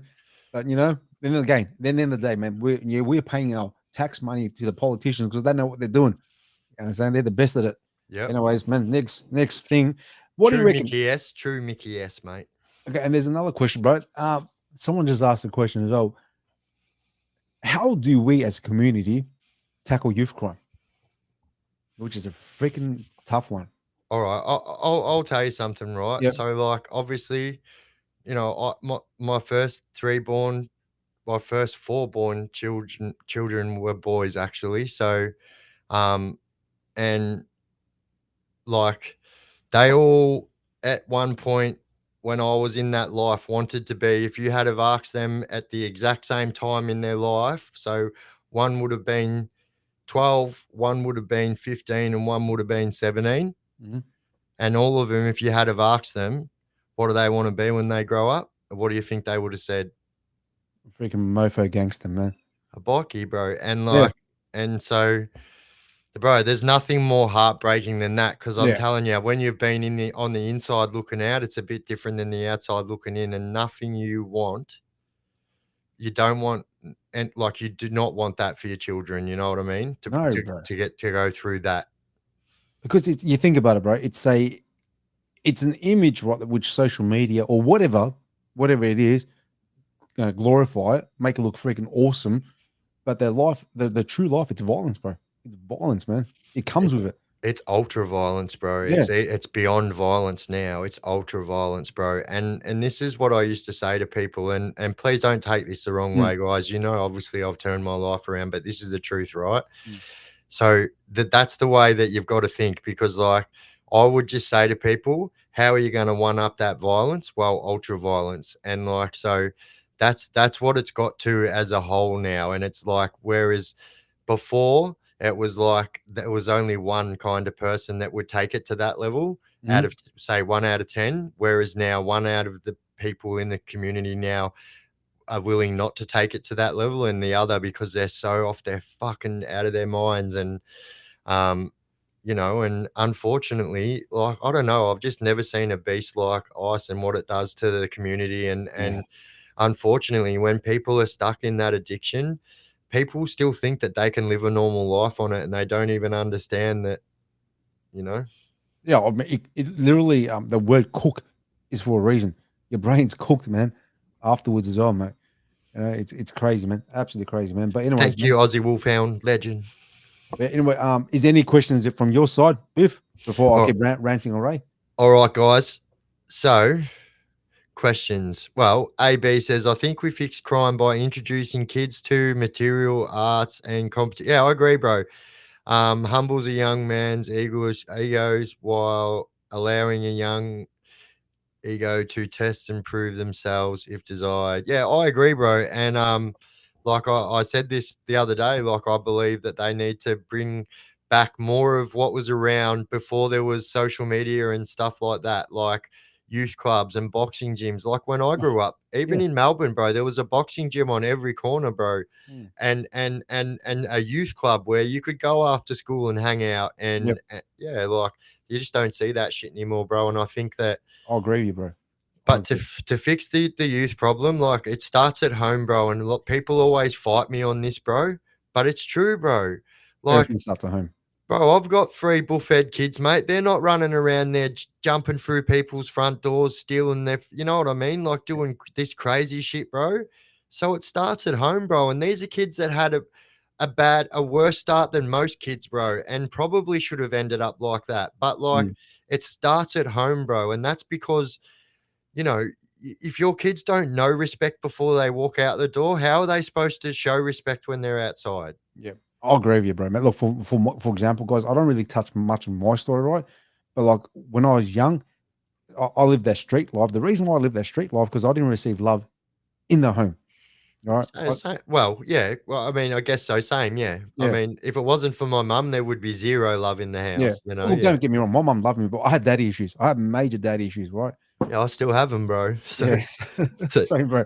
But like, if I found the love and the respect from the streets instead of my family. So it's a freaking yeah, it's a domino effect, man. But yeah, it definitely starts at home. I know that it's only so much schools can do that stuff, but what you said before, police, I mean, like gyms, that stuff, um, yeah.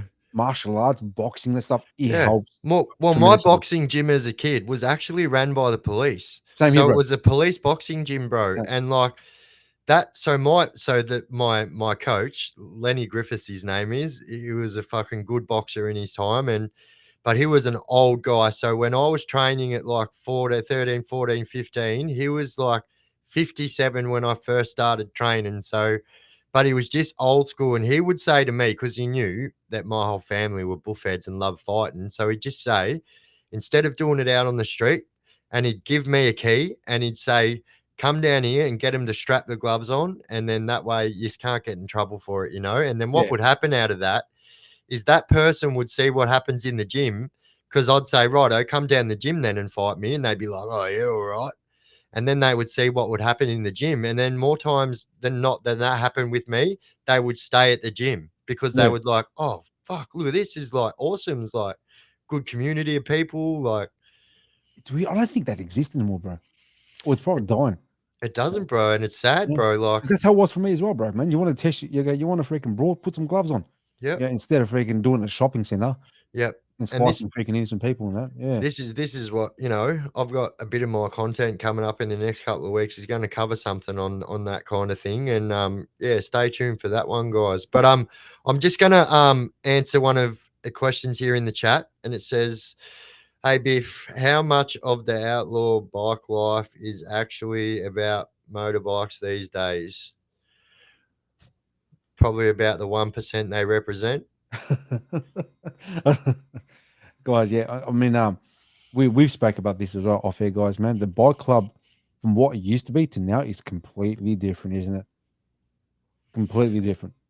Here, my mum just said Lenny was good for the kids, my old boxing trainer. Like Ah, he was good, bro. Yeah.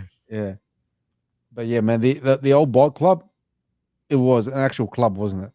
You know, Yeah, the old obviously it had stuff behind it as well. yeah, look, don't get me wrong. And like, a lot of people that are in that life still live by them old rules, but they're very quickly, well, mediocrely getting ruled out. Do you know what I mean? As the Mm, new generations come through, the older generation back out, and like, you know, yeah. yeah. Yeah, guys, man. You got any other questions, man? Feel free to ask, right? The platform's open. Thank I you. reckon Happy days. probably what, another 15 minutes, bro. Sorry, 1 second. I forgot to let my dog in. Go for it, guys, man. So by all means, guys, ask questions. You got any questions you want to ask? Fire away. I try to memorize it or read it and read out to the Biff the legend. I had to yell at I had to yell at my teenage boys for throwing rocks at houses. Neighbors even started throwing boulders at my house midnight for 20 people. Used to be a brotherhood. Now it's used. Now there's some. Yeah, it used to be a brotherhood. Yeah, and I've seen it change. I know other people that are pretty high up there, and it's completely different. Yeah. All right. Has anyone else in my chat got some questions? I know there was lots up there before, and Yeah. yeah, I don't want to. I want to answer some for Yaz. Actually, I had I had a question before. I remember now. One of my boys, Go, bro. TP asked before. He said, "This is I wouldn't say the word mandatory, but is it important once you walk into prison to join a gang straight away?" Is it important? Yeah. Look, not everyone's going to walk straight into a gang. Mhm.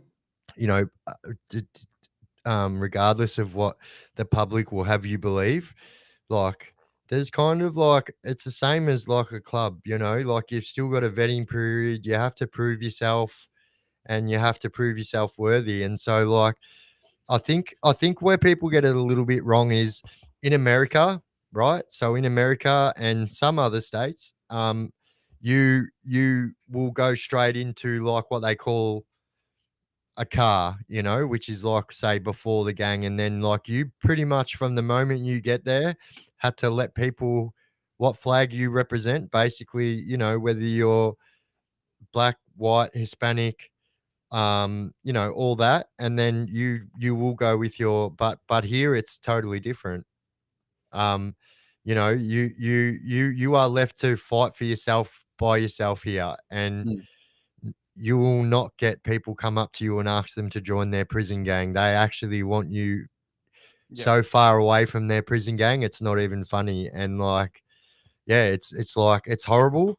And but the Aussies are the worst at it, bro. Like we show the less respect for our own race, bro.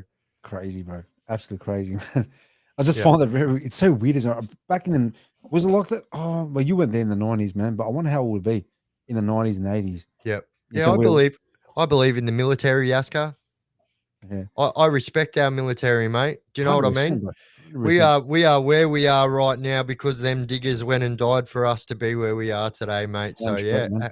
how can you do nothing but respect? And I know people are against war, and I'm probably against it too. But here's the truth: if we didn't have soldiers when there was a war, we'd be in a spot of bother, wouldn't we? So you know they're all necessary evils, unfortunately. But That's I don't agree with war, but like, do I like what soldiers fight for and are willing to put their life on the line to make for a better future for their kids and for our communities? Like that is the most honorable thing as a man. And yeah, I actually tried to join the army and probably got a little bit closer than any of yous would ever imagine. And but yeah, it just wasn't to be. And I got approved to join the army and got approved to go to Kapuka. oh, wow. And but yeah, it just wasn't to be, bro. And like, yeah, it just wasn't. Yeah, I don't know. Like, also, you've got to understand, like, it's a big thing for parents when their children's go to the army too. You know. Mm. So But yeah, that was always scared because mad like, respect though for those oh, who serve. 100%. Mad respect. I'm named after a digger. Yeah. Oh, is it really Leaf? Yeah. So do you Leaf, yeah. know? So I never say anything to you but my name's Leif, right? And Leaf. so I'll say Leaf. Sorry, man. no, don't worry. But it's don't worry. So most Asians will say that because of the e before I, and like Leaf. because yeah, and yeah. So it's very not common for um E to be before I, especially with the ways, you know, even there's that saying it's I before E except after C. That was the way they taught us in school. And my name was E before I. It was like so, but yeah, everyone always calls me Leaf and I never pull them up on it. But Yeah. yeah, for those of you that wondered, my real name is actually Leif. There we go. I'm reading it right now, guys. Leif is Habif. Right, you guys don't know. Is It's Habif. Habif, mate. Habif. Okay, so I've got another question here, right, from chat. So, Mr. Jim Webster, who is the most craziest person you met besides me, bro? Um oh look, I mean, yeah, there's just so many, but like, I think you know, I made a video a few months back about someone that I called Schmick Mick, and it didn't take very long. So I said, look, those of you that do know will know exactly who I'm talking about by what I'm saying, and you just have to go into if you type Schmick Mick into the video section, I talk about the craziest guy I come across in prison, and this guy, I'm not using his real name, but everyone straight away knew exactly who I was talking about. And if you go through the comments, I was thinking Happy you, Days already. Yeah, you can see, you know. yeah. But yeah, I'm also what? Well, actually, you. I think we spoke about this. I don't know. I recorded it. Maybe we did. Boxing is really good and that stuff, but you were saying in prison, right? MMA is freaking. If you know jiu-jitsu there, man, you're pretty tough boy, aren't you? jiu-jitsu. Yeah, jiu-jitsu, yeah. Because remember you said someone got folded up like a pretzel or something. Maybe that's Yeah, one of your videos. I can't remember. yeah, yeah. So I do know a few moves. Yeah. I was taught a few moves in prison, and because it was just like, for me, it was like something that I didn't know about, and it was Yeah. just so. And I just knew that it's an integral part of the sport. And like, I just knew, and the guy that was teaching me, he's like, bro, you will never ever have to use these again if you can do that.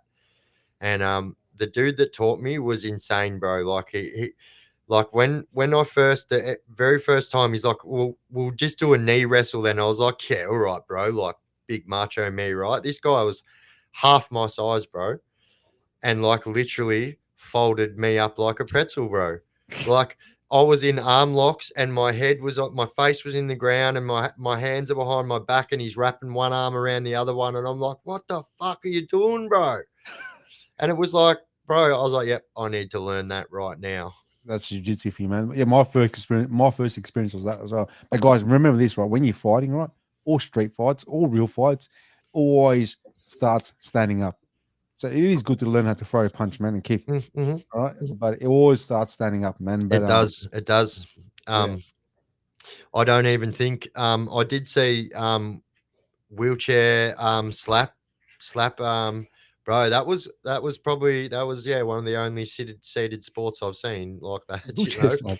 Wheelchair, you know that what's it called? The I seen Dana the power slap one. power Yeah. slap. Yeah, Yeah. wheelchair. I've seen the wheelchair people doing it. They're Okay, right. strapped in, bro. They're strapped in so that yeah. Bro, that's crazy, man. That's like the people that do slap, man. I reckon for sure they get CTE, man. Later on, bro. Bro. Brain damage for sure, man. Or freaking the ears are leaking or something. I don't know, man. That's just crazy sport. 100%. I'm gonna Crazy sport, answer a man. question here. Someone was said, "What's your favorite video you done, Biff?" Um, you know what? Any videos I do on Chopper, I thoroughly enjoy. Like I really do, and I like Chopper, and I just think that Chopper Reed is kind of like a modern day Ned Kelly, and um, the guy that you see on them videos is 98% who that guy is in real life. It's turned up a little bit for the cameras and that, but So he's crazy. oh yeah, the bloke was legitimately crazy, bro. He was Yeah. crazy. Oh, yeah. I'm just trying to read chat at the moment. Well, got so many questions. Um, both of you guys should cover the story. There are 67 murders of women in Byron Bay era. Oh, yeah, I heard Oh, about that. bro. Uh, do you know what? I didn't know about that, but I seen that last night on what was I watching? I believe it was I might have been YouTube, but I did see it, and like I did see a few names that were put through it, and I was on TikTok. That's right. And so yeah, the Byron Bay area, and they reckon, Yeah, I've seen that somewhere as well. Yeah. and you know, there's been a lot of people in that Byron Bay area have been done for being a serial Yeah. taker. That's Yeah, all I've heard as well. yeah. Yeah. Actually, guys, Have you seen the missing 411? The missing 411? no, I haven't, bro. No. It's a series, bro, and they do just missing people, yeah. And like they done a couple in Australia, and one's on the Barwon prison boss that's still missing to this day. That went missing after Carl Williams died. Actually, you know what's a funny thing? Actually, guys, it's not a question, right? But I'm here publicly announcing, right, guys, that I will not be doing any ghost tours. Okay, I will not be doing any ghost tours after our Biff stream yesterday. It freaking spooked me. All right, it spooked me, showing all these freaking equipment and that stuff, and what he said and even we spoke on the phone later on as well. What he's seen is TikTok. Nah, I'm tapping out, guys. I'm officially announcing that I'm a pussy when it comes to that stuff. All right, I would not be doing it because not only that as well, guys. He goes in the dark, man, by himself. By myself. That is freaking crazy, bro. There's no Yeah, chance, man. I've been to like the most haunted places we've got up our east coast of Australia, and used to go by myself. So like I'm talking Australia's most haunted building is Goulburn Asylum, they believe. And yeah, I went there by myself, bro, and did it 3 days, 3 nights in a row. And bro, I stay in these places too. I give everyone a whole night of experience, and like, I'll go to look, guys. I will do it with Biff. What a ghost tour with Biff. Only if it's during the day, right? During the day. But what this man, bro? Tell him what you've seen, bro, in your camera. I can't do it. Like, I was just thinking about it, man. It's like, so it's on my TikTok too. So if you guys are following on my TikTok, I've got a lot of videos on there too. But if you scroll through them, you'll see all my first stuff is all paranormal stuff. And yeah, so I'll just say one of the stories that I seen. And so Mr. Paranormal actually picked up this video. He contacted me and said, "Can I repost it on my page?" He's like the biggest paranormal YouTuber there is, yeah. And I was like, "Yeah, fuck yeah, bro." But anyway, so I was talking, so I used to do it on live, right? So I used to do TikTok live and I'd do it a ghost hunt on live. And so everyone used to love it because it was live and you can't, you know what I mean? Because like I guess with doing videos and that, people always question it and people always question it where you're doing it live, but people like it when yeah, it's live because it's more realistic. And so anyway, I I was like I'd had a certain amount of people in here, and I was looking down at my screen like that, and I just turned my head like that because, like, I heard something off in my peripheral vision, and so I turned my head like that, and I no kidding, seen what I believed was a child that was completely pale, but eyes as black as glazed over black, like black, no white in their eyes and I was like, look at this, yeah. And went like this and said, please tell me and put my camera on it. Please tell me you guys are seeing what I'm seeing. And like I had my TikToks were actually some of the biggest in the country at the time. So I would pull on average nothing under 1,000 viewers every live, but I'd get up crazy. over 2,000 every time. And so I had 2,800 people watching at that time, and 2,800 people are saying, we can see it, bro. And I'm like, all right, I'm going in there. And people are going, don't go in there. And so I had to climb through a window and then go through this a courtyard to climb through another window to get to where I believed it was. And then when I got there, it was gone. Like, and it was, you could see it right up until when I climbed through the window. Nah, And because bro, like I said to you and I told you, mm, I 100% thought that was a child, bro. And nah, it's like 3 o'clock in the morning. I'm in an abandoned asylum. I'm like, oh my God, what are you doing here?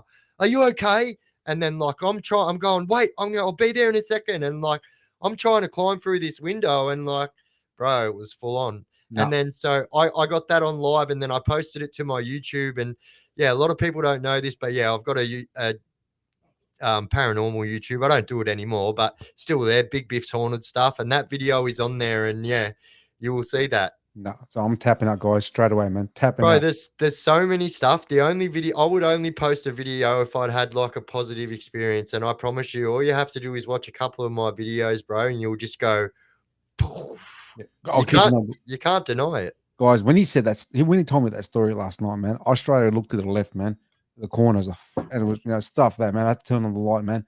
It's just not. There's no chance, man. There's no. I only do it. Look, guys, man. You guys want us to do a ghost tour? It has to be done during the day, because this guy, man, goes by himself at night. Man. There's no chance I'm doing that, bro. There's no chance, man. If I do, I'll be doing spinning back kicks. I have freaking every light known to mankind, light up the whole place. There's no way, bro. There's no way, man. I love it. And I get right into it. I do Estes as well in the dark by myself. So like if you know what Estes are, that's when like someone asks you questions. And so obviously the chat because I'm by myself, but Yeah, you plug your headphones in like this to your spirit box, which is this thing here. And so if you don't know how a spirit box works, right? So a spirit box works is it goes through, you can change it to 100, 250, 1,000, 300 revolutions per minute, right? And what it does is it goes through every single AM or FM station at 300 or 1,000 revolutions per minute and it catches stuff in between the airwaves, right? So that's how the only way I can tell you how these works without you even doing the.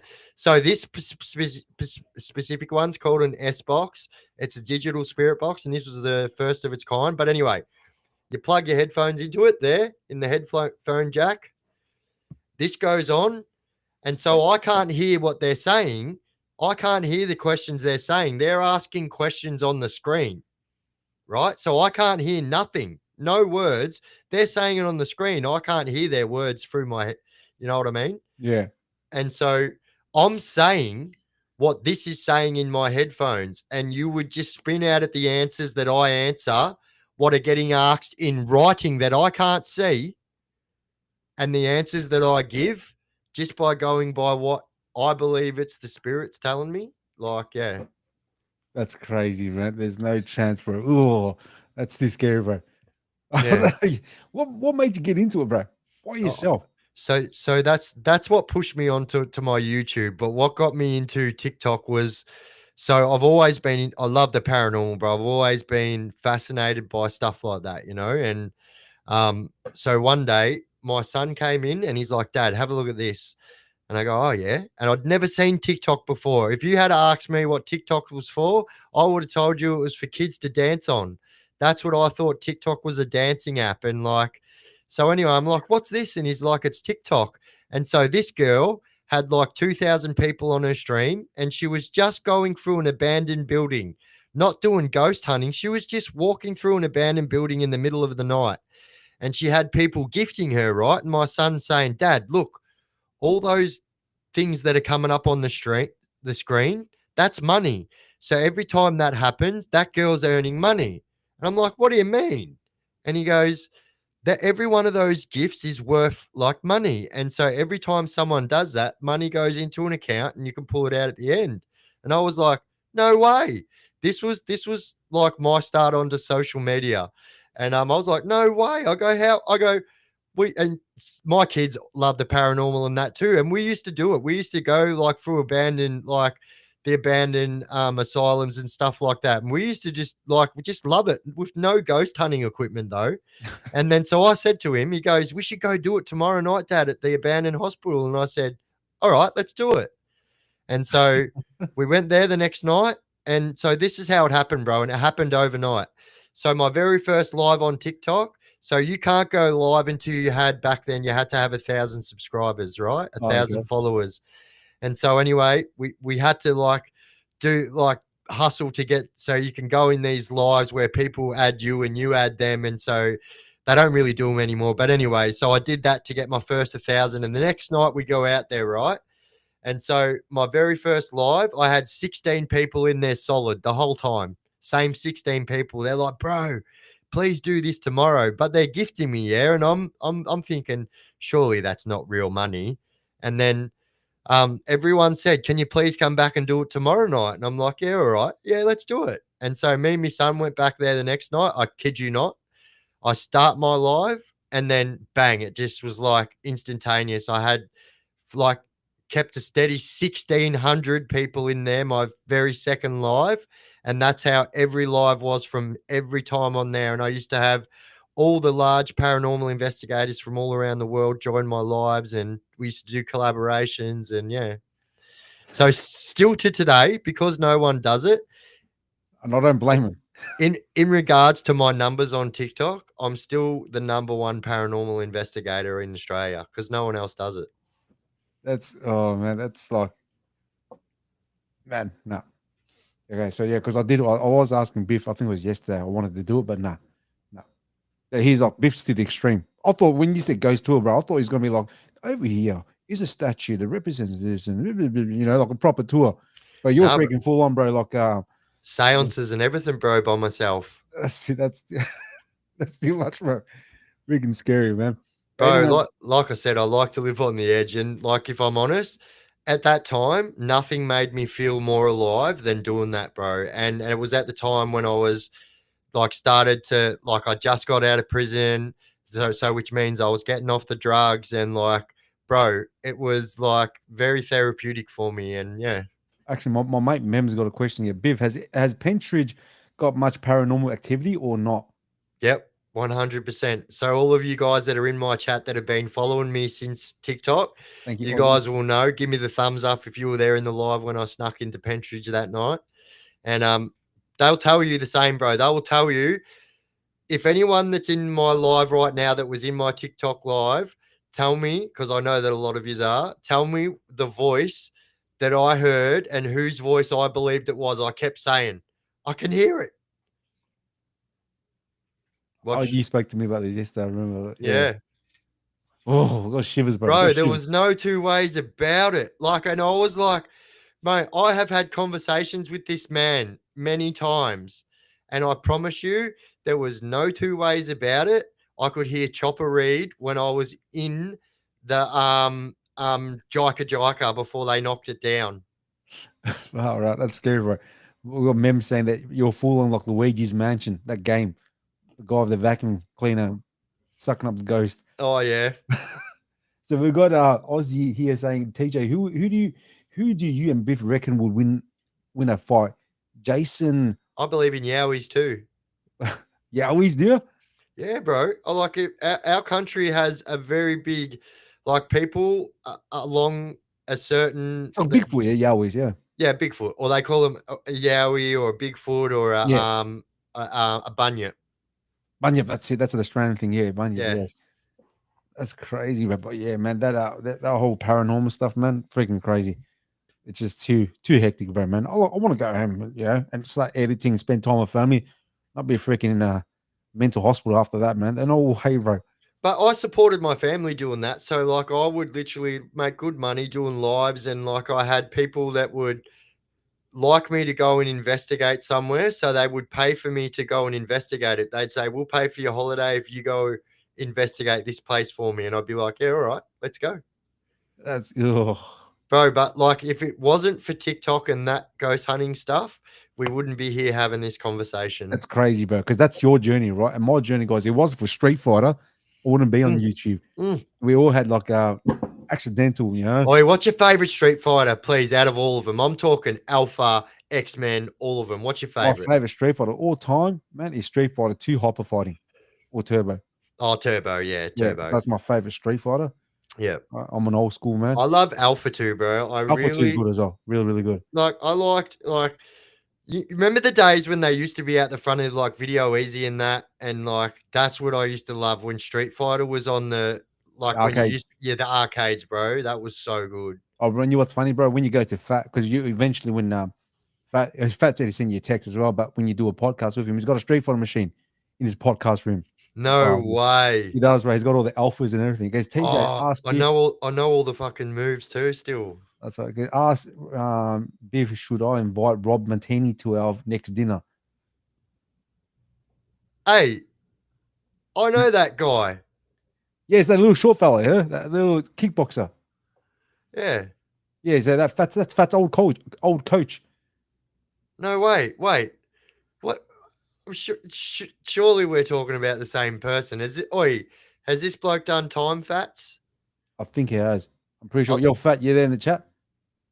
I like Tekken too, bro. Oh, Tekken's amazing, bro. Yeah. Yo, Biff, you should come down to Tassie one day and do a Port Arthur ghost tour. So I have. So I said this to everyone last night. So the Tasmanian Heritage Society allow me to use any of their buildings. So that's not off the cards. And I just realized last night in the chat that every single place I went and ghost hunted in Tasmania was an old jail. So like the old Hobart Convict Penitentiary, the Launceston Jail. Where was the other one, Mum? I took Mum with me. That's crazy, man. She would have been scared as well, bro. It was like scary for Mum, and I was like saying, like, Mum, I promise you'll be safe because I'm like, we're going to stay at the jail tonight. She's like, what? Just us? I'm like, yeah. And she's like, because they would literally give me the keys to all these places, and we'd just go in and stay there, and yeah, it was fucking cool, man. Oh yeah, so Fat just replied, yeah, it is him. He did 9 years. But I know exactly who you're talking about. He's a nice fella, man. Nice fella. Yeah, I think so. If you said the same last name that I thought you said, yeah, he's a bored fella, and he did kickboxing, I think, or Muay Thai. I think one of them. He was a fighter. Yeah. does he have one of these When I saw him, no, he didn't. He didn't have one when I saw him. during his prison time? Did he have one of those? Yeah. But there he goes. A very deep, thick, black Mexican looking one. Mexican. Yeah, but I believe that he said he does know who you are. But yeah, so it has to be the same guy, man. So he'll be invited to the next dinner as well.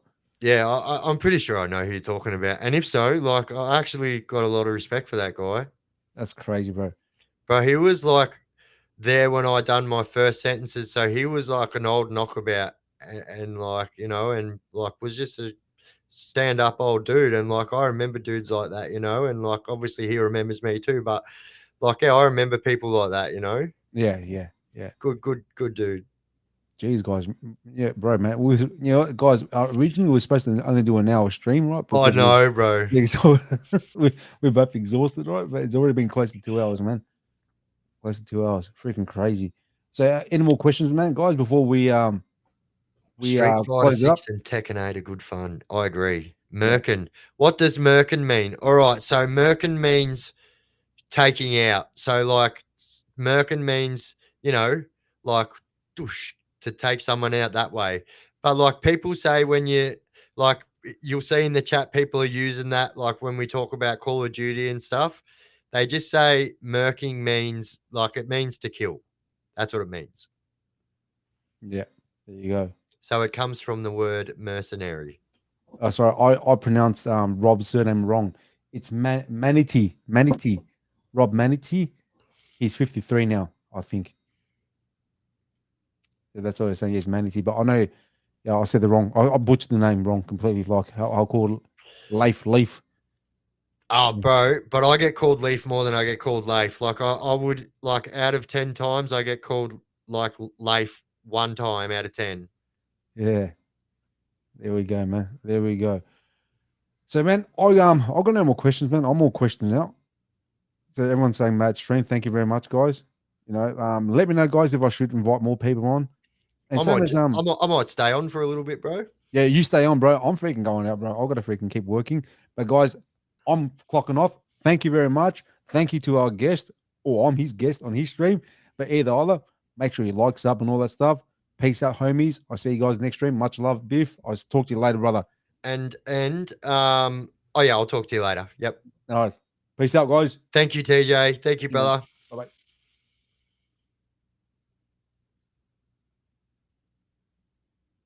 All right. How do I get out of here, bro? See you down the bottom corner, end stream. Okay. All right, leave. Yep. Sweet. See you, brother. See you, bro. There we go.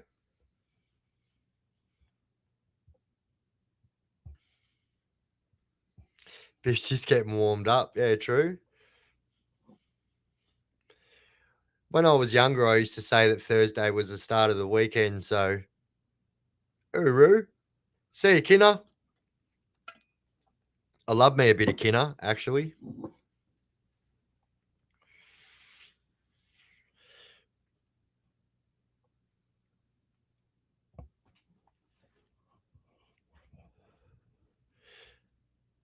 Night, Mumsy. Night, Mumsy. Or are you staying or are you saying good night, Mum?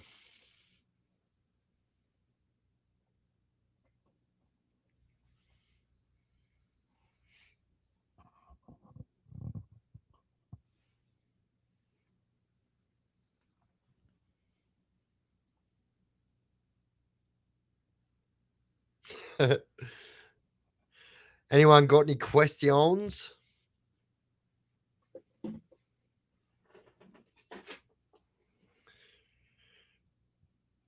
Oh, you're an ex-raver too? Yeah. Look, I'm not gonna lie. So raving was a good part of my life until that drug became involved with raving. So yeah, it was good back then. I used to go to all the earth calls and rainbow serpents and stuff like that. Cryle Castle. I was at every single weekend. This was my weekend, yeah. So I'd start off Thursday night, I'd go to Dome. Friday night, I'd go to Base Station. Saturday night, I'd go to Bubble. And then on the way home from Bubble, I'd stop in at Hard Candy. And then from Hard Candy, I'd go to Cage. And then I'd stay at Cage until like Monday morning. Crazy. Oh,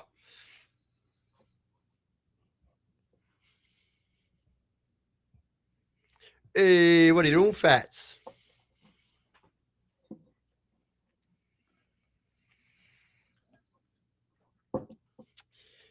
You have a deep interest in it? Oh, that's cool.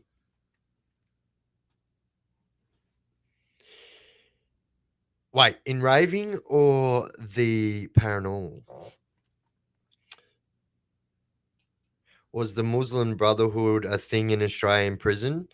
I mean, like not like in American prisons, but like they're a very feared group of people. That's for sure. Oh, here he is, Uncle TJ. Oh, you like the yeah? I love the supernatural stuff.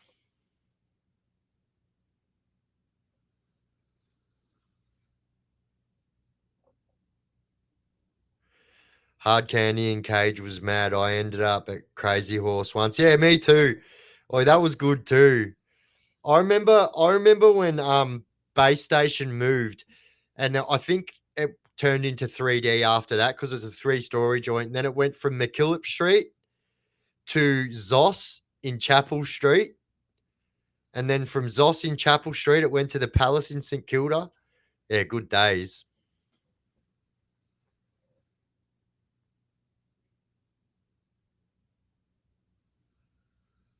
Oh yeah, nice.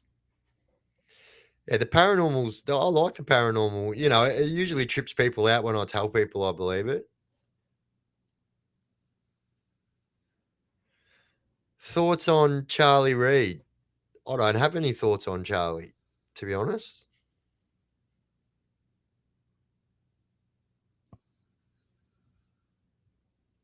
Um, if you're talking about Chopper's son,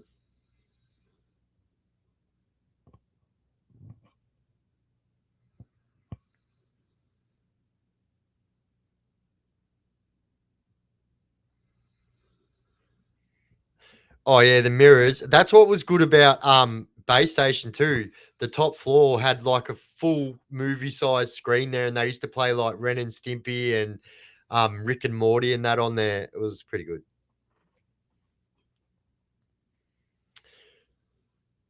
Oh, so Viper Room. Yeah, so I went to Viper Room once. So we actually got invited to one of the Logies after parties, and yeah, we partied hard with Dermot Brereton and Molly Meldrum. That dude went hard. Anyway, we're not talking about that kind of thing, but anyway. But it blew my mind. I'm not gonna lie. I was like, bro, this dude's old as. I watch Seb who. Oh yeah. I know who you're talking about.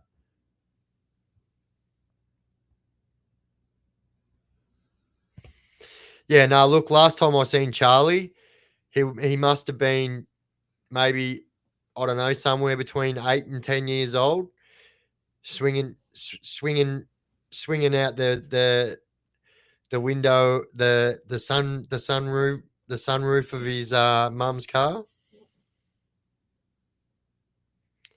Oh, I used to go to them all, bro. I used to go to QBH. I was real into it. Am I allowed to travel overseas? Well, let me just say, like I've been saying, watch this space. And yeah, I'm currently working towards that right now. Let's just say that.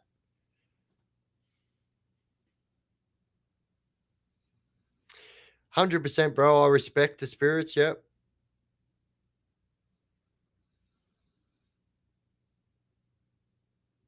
Yeah, Bubble got bad. Bubble did get bad. Yeah. No, you're right. You're right. I'm just saying I'm not talking about it.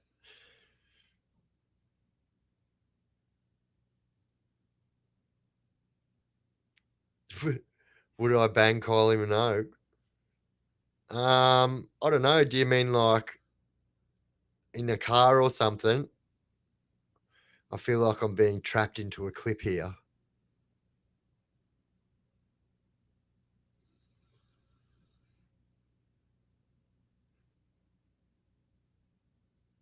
I love AC/DC. I went and seen AC/DC in their last tour, which is really funny because I've heard AC/DC live before from the map. And then, yeah, I went and seen them that same year when I got out.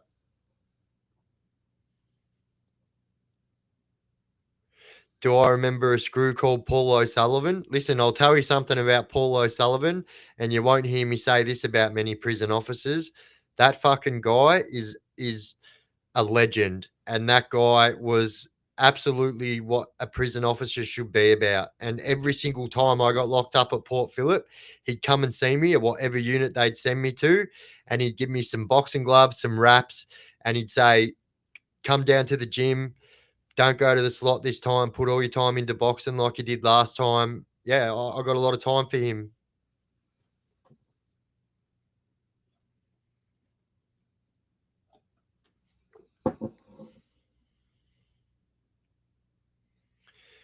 Oh, he was your father-in-law? No way. That's crazy. So I actually tried to get in contact with him. I actually tried to get in contact with him, and yeah, he hasn't contacted me back, but I understand why. But um like I said, guys, I won't say too much, but I do have a prison officer coming up on our interviews. But our this week's interview on Monday night is going to blow you dudes' minds. Oh, you live with him? No way. Oi, if you live with him, he knows exactly who I am. Ask him if he wants to come and have a chat with me on my page. Oi, me and Mr. O'Sullivan go way back. Like, that dude is a real one.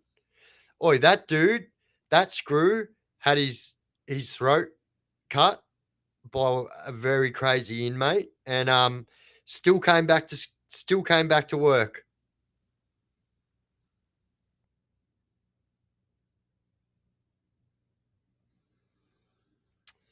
Who went to Eltham High? No, I used to go to the Eltham Bowl. I think that's where it was, in Eltham, the skate bowl.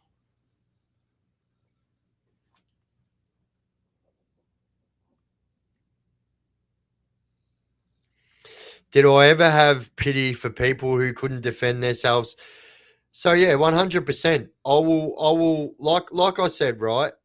Um, you know, I will never ever let anyone get stood over. I will never let anyone take advantage of someone because they're weak. You know what I mean? Now, that doesn't mean I'm going to go and save every single person who can't fight.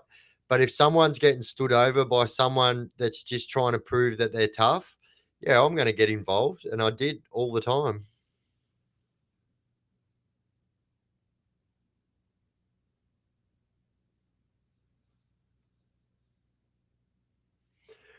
But yeah, oi, that guy that you live with, the screw, Mr. O'Sullivan, that guy could tell you some of the craziest stories. So, any of the stories that you've heard me talk about, the fights up at the gym in the prison at Port Phillip, Mr.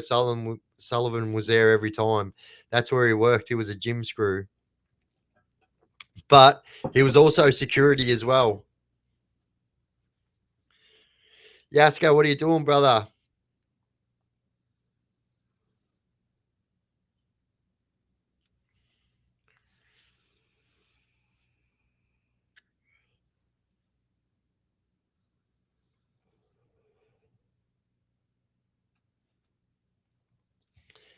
I like what you're doing with the YouTube, Yaska, bro. That's a good it's a good niche to jump into, bro, and I respect that. Good on you, mate. For those of you that don't know, Yaska started a YouTube last night.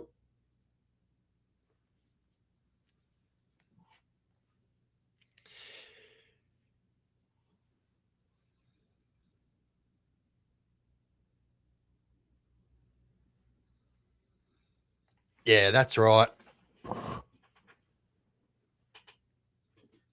Yeah, like he's seen a lot, and he got put through a lot too. So like the guy that cut his throat, um, I won't say his name, but like yeah, that guy was a legitimate.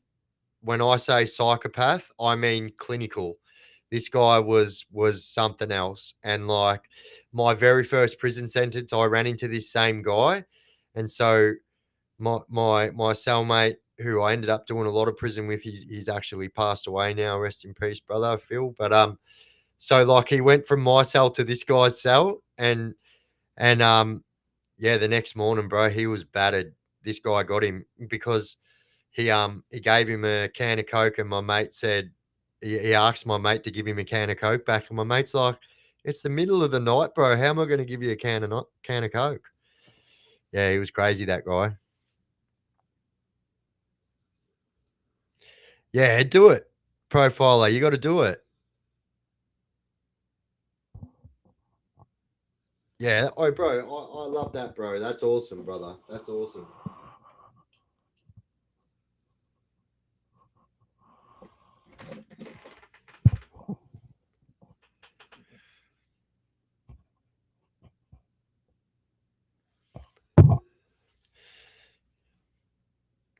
This is where it's at right here.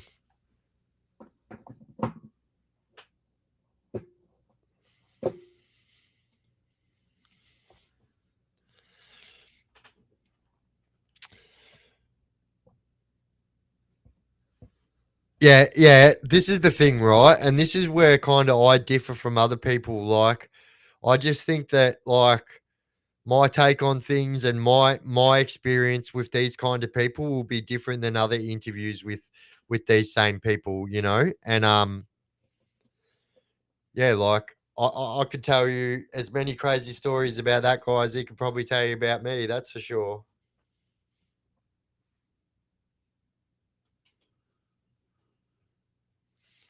Oh, don't be like that, sexy beast. There's some good ones out there, mate. Do I think I'll make some more paranormal videos? Yeah, maybe. I get asked a lot. I get asked a lot. And I've got people that want to do collabs with me still on that. And like, yeah, I think it's just a lot of time. Because like I produce videos every day. So like it's just it's a hobby. It's a busy hobby.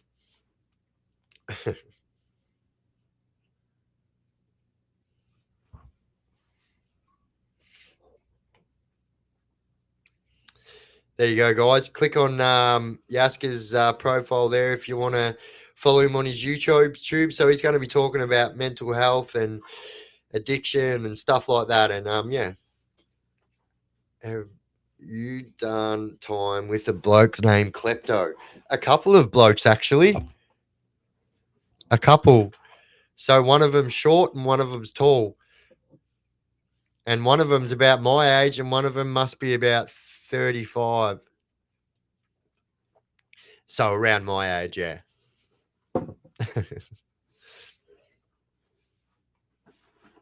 Thank you, G. Oh, he's a good guy, mate. Good guy.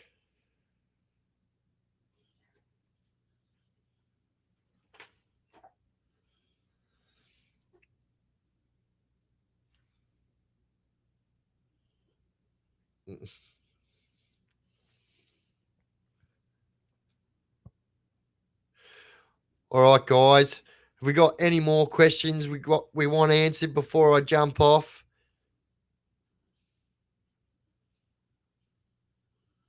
Oh, he's still TJ's still here.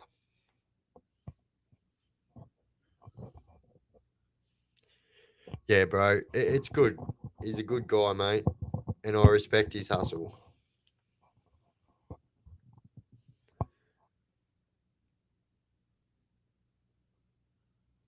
Oh no, that's why I've heard of the name. No, I know exactly who you're talking about now. I know the guy you're talking about.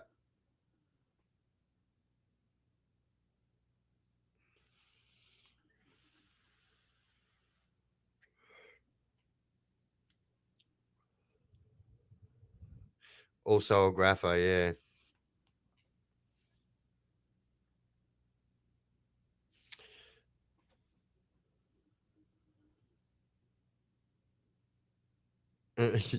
Yeah. Poor Philip used to ring the house and I would pick up the phone and I had to go in and wake him up just after he would come home and go to bed. Yeah. Oi, hard worker. Biff, which Street Fighter are you going to challenge me on at my podcast? Oh shit, bro. Um Alpha 2. Have you got Alpha 2?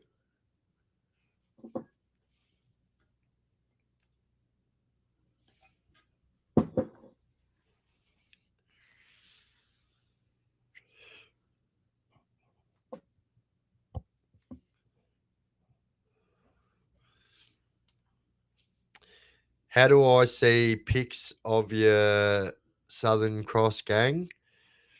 I've got a few pics, but yeah, I'm sure if you just Google it, there would still be a lot of stuff on there. We actually had our own rap song and everything.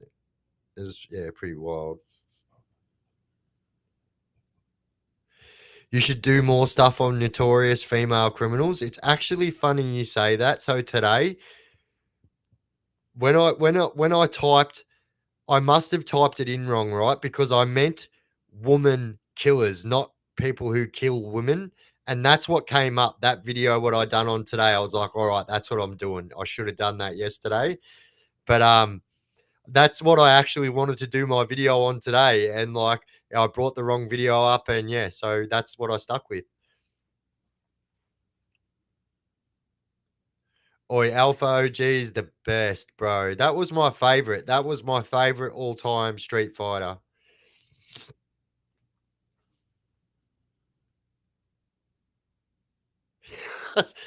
Oi, X, that's hilarious, bro.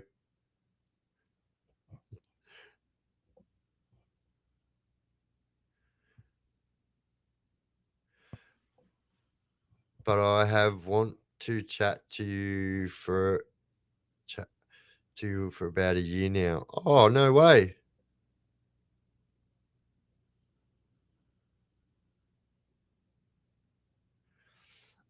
Getting confused between two different kleptos. Makes sense. Makes sense. It was, yeah, bro. So many times out the front of the bloody Blockbuster and Video Easy playing that, mate. You know what I used to love as well? I used to love Daytona. That was the best. How good was Daytona? Advanced all the way. People are like, why don't you play expert? I'm like, because I am good at advanced.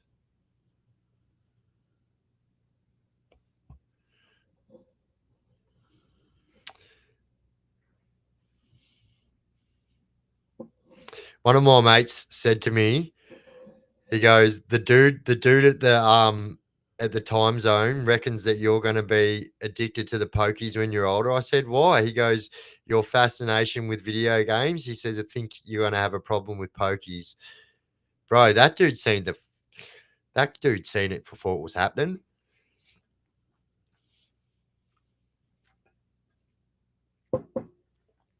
Oh, how good was it? And then remember Buck Hunt at the pub? You'd go to the pub and they'd have yeah.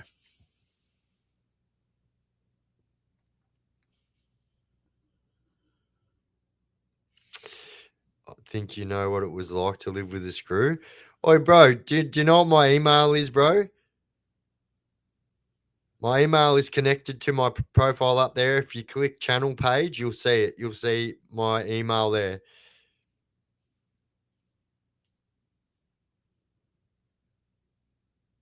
True? That's what it sounded like. Daytona. Oh, good. How good was GoldenEye? That was the first person shooter. That was next level. Biff, I love your underbelly character episodes. Interesting. I just watched one. Hey, thank you, Mems. Thank you, mate. Oi, Buck Hunt was the shit, Adrian Hamilton. Hey, I went to school with someone with that name.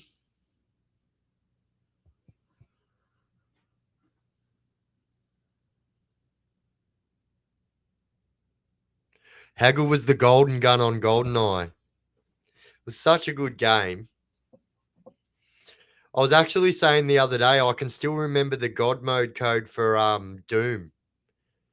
IDKFA. That's a God mode code.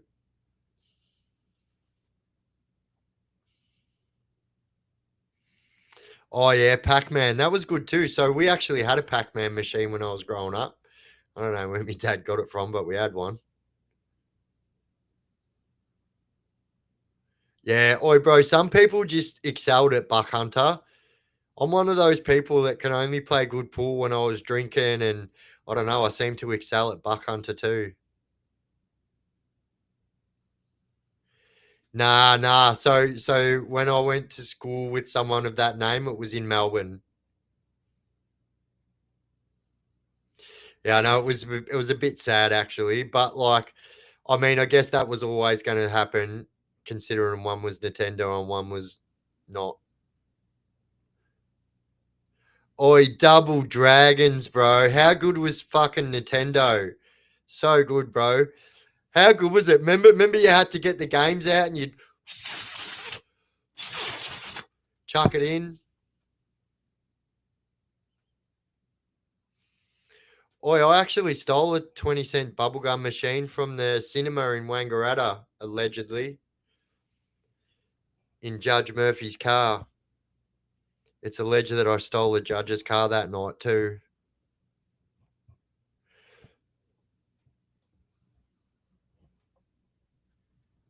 Do you think the next? I'll tell you what. I promise you, the cigarette wars will probably be the next underbelly.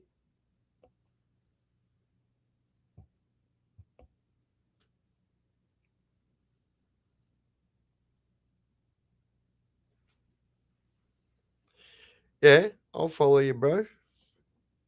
I can't do it on here because I'm actually. But don't worry, I will. I can't click on because I'm streaming on Restream. I can't click on your name in the chat, so I will. Oi, my first Atari, I was only saying this last night too. My first console was an Intellivision, and they only had one game on it. It was called an Intellivision, and it had a game called Cops and Robbers, and it was banned. And then they stopped bringing that whole game system out. That came out before the Atari. It was called an Intellivision.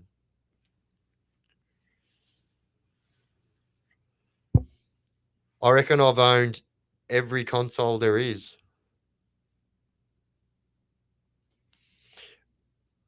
Yeah, I don't mind some of the old Rainbow Six stuff actually. The new I haven't tried out the new Rainbow Six. I haven't tried that.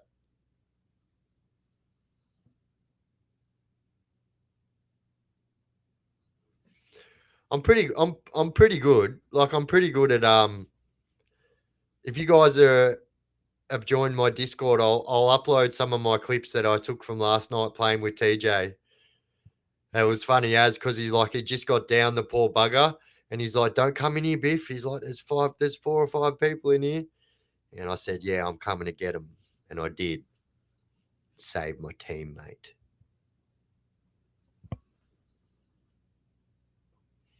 Oh, bro, yeah, I'd appreciate that, Flower. Bro, he knows me well, bro. I've spent many of years at that place. That was my go-to home for very many years.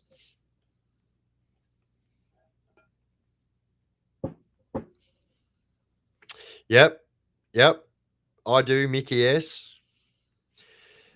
The amount of hours I put in on Tony Hawk trying to get the longest grind. Can you remember when they had the competition?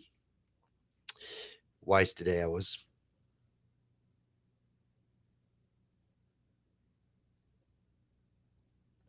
With cheat mode, I don't use cheat mode. I'm just bloody good.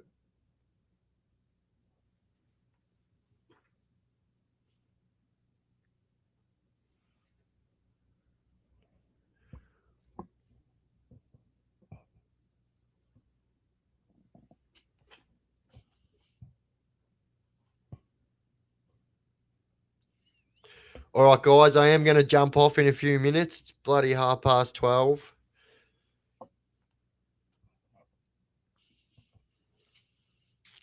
But yeah, that'd be awesome, Flower.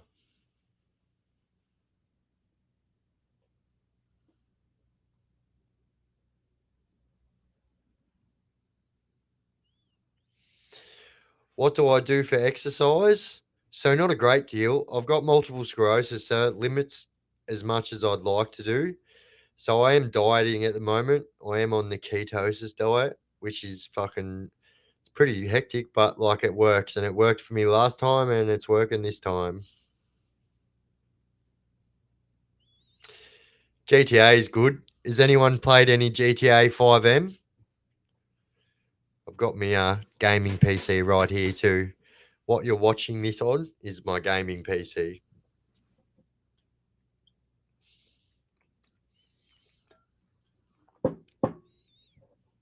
Night, Shano.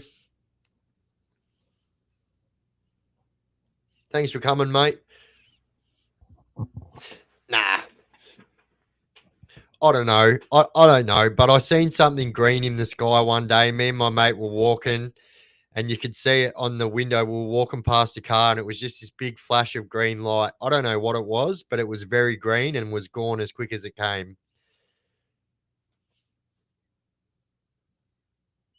All right, Adrian. Thank you, bro. Got a weird question, but one of my uncle's best mates is a screw and could be doing time in prison he works at. Should I tell him to F off if he tries to talk or not trying to look like?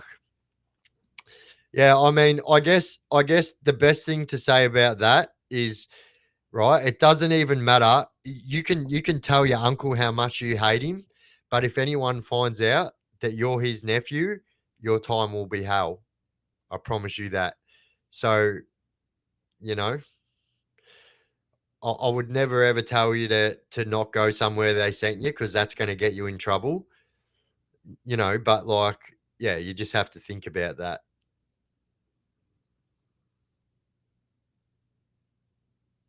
I promise you I will do my best for you and your clips have helped me. Oh, thank you, mate. I really appreciate it. 1966 Westall High. Oh, wait. I think I have seen that. Is that in black and white? AB, you legend. Have a good night, Biff. Sorry about to. Oh, bro, don't even be sorry, bro. Stop that. You go be a family man, brother.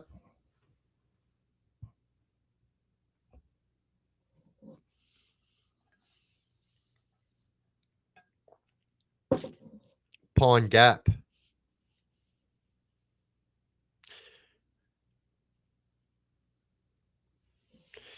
Jerry Gambeauty. Thank you, mate. What's up? Watching from Sydney's inner west.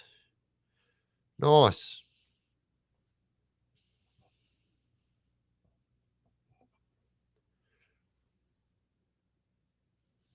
Is it cold in Sydney? It'd be cold in Sydney, I reckon. It's cold here.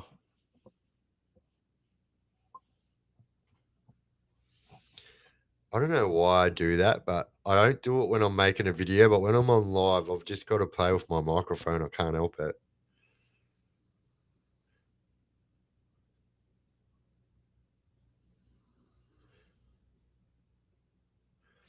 So my email is this: if you have a pen, brother, or a phone, get your phone out or a pen and write this one down. Give me a thumbs up when you got your pen or your phone out, mate, and I will read my email out. Your videos are great, bro. Thank you, mate. It's freezing in Sydney. Yeah, I knew it would be. I love Sydney, but it's fucking cold there in winter, bro. I love it in summer. It's the best. Queensland's too hot for me. Sydney's the best. Yeah, I have seen that. I have seen that. I'm pretty sure. Tan Fong, what are you doing, bro?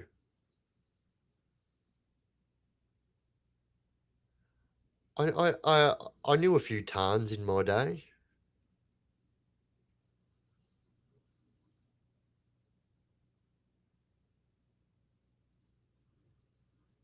Yeah, yeah.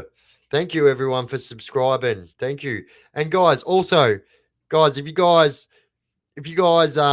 love cars and stuff like that and just like legitimate gentleman bloke, Fat TV as well. He's another YouTuber, bro, that's in our little circle of friends and yeah, he's an absolute legend. So yeah, I always like getting in there and showing all the creators a bit of love. Oh no, bro, I went to Tasmania during the winter and yeah, you're right. You're right. That's a whole different cold.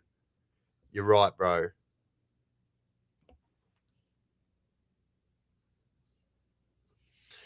Oh yeah, you'd love Lygon Street if you're Italian.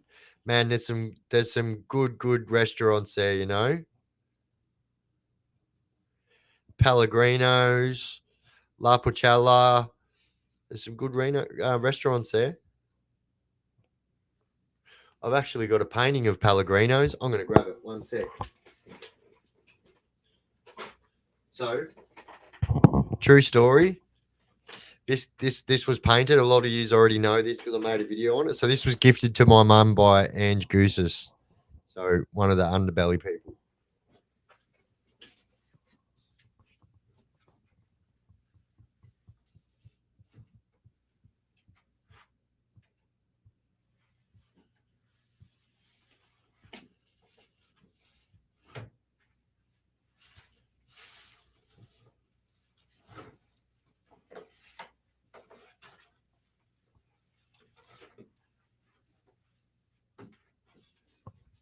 Oh, you've done it now. I'm producing paintings. All right, so this is from Ange to my mum. So this is Pellegrino's in Lygon Street. So Ange Gooses is legend, good mate of mine from inside. That one. So you made me got my paintings out now. So this one here, this one's the best one. So this is done by Victoria's #1 serial killer, Paul Haig. And if you look there, it's got my name on it there. But we've got sticky tape on there, which is actually painting the blue masking tape what painters use. And so we had to sneak it out of the prison. He actually put that on there and painted over that. So you can see where he's painted over it to make it look like the rest of the painting. And he's put my name on it. And yeah, that's how we did it.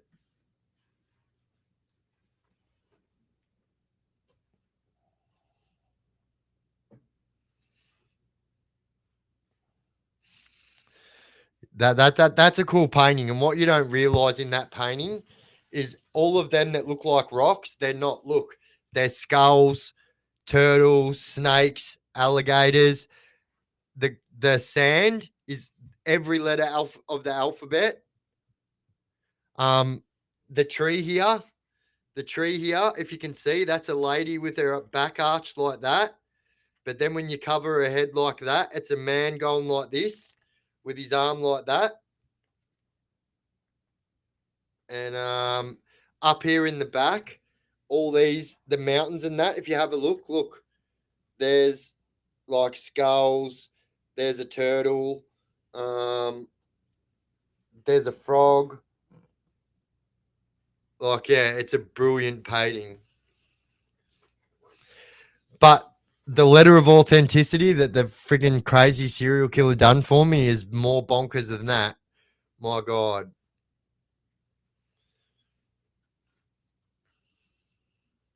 Oh, you love painting too? That's mad. Yeah, look, I love art. Obviously, I've got it all over me, but yeah.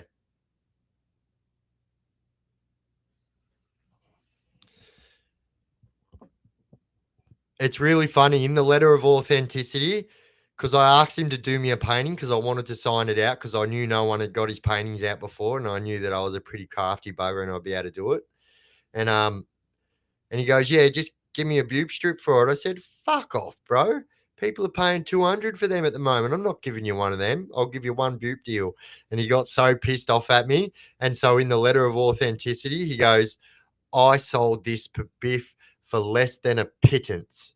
The very first words of the letter of authenticity because he was pissed off. But he wanted it and he done with the painting for one deal, didn't he?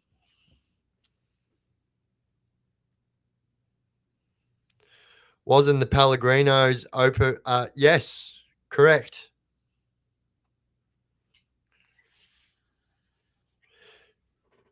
So under here, but I don't want to take it off because it will ruin the value of it because of the story. But it's got his name under that, and that's why it couldn't get signed out at first because he is a serial killer. They are not allowed to sign their art out because people try and buy it all the time.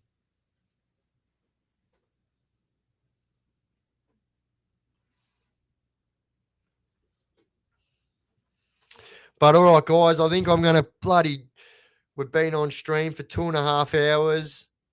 got to take me dog to the toilet and all that bloody jazz. But yeah, thank you guys so much for joining my stream as always. I really, really love it. And yeah, like I say in every other stream, I'll keep saying it. I really love the little community we're building here. And yeah, it's awesome. It just seems to be just flourishing every day. And I love that.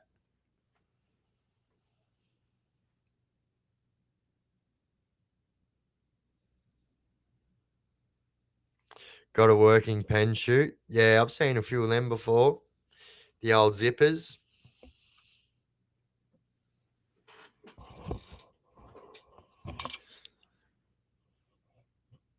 Yeah, I know. And the only reason it's not framed is because, like, I went through a breakup, and so it was at my mum's place, and I just didn't get around to doing it. And but yeah, I know I'll definitely do it. Like that's on hard canvas too.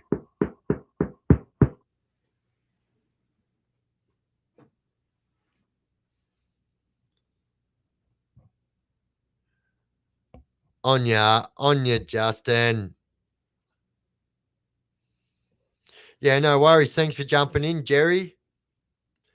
Thank you. Thank you, Tan. Oh, thank you, brother. Thank you, TJ. You're an absolute legend. And also, guys, if you guys aren't following TJ, of course, jump over there, show him some love, and shoot him a follow. He's the man.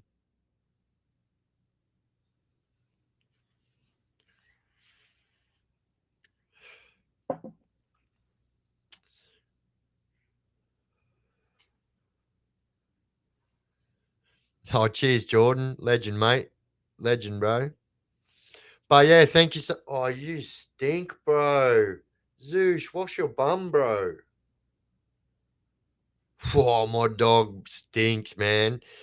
He eats nearly 5 kilos of food every day. So yeah, he does some big farts and that. Thank you, AB, you absolute legend.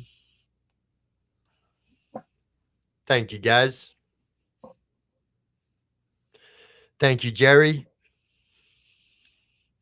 All right, guys, I am going to jump off. You guys are absolutely awesome. As always, thank you so much for watching my stream. And yeah, guys, I will see you guys tomorrow night's video. We'll see you guys in the premiere Friday night tomorrow. So I tend to drop them a little bit later, like Thursdays and Fridays and stuff. Maybe 7 or 8 o'clock. So, but yeah, I'll see you guys tomorrow at the premiere. Thank you, everyone, for watching, tuning in, asking the questions. And yeah, thank you, guys. Thank you. Fat says later, TP, TJ, Evie, Yaska, and everyone. And yes, see you later to all you legends. 100%.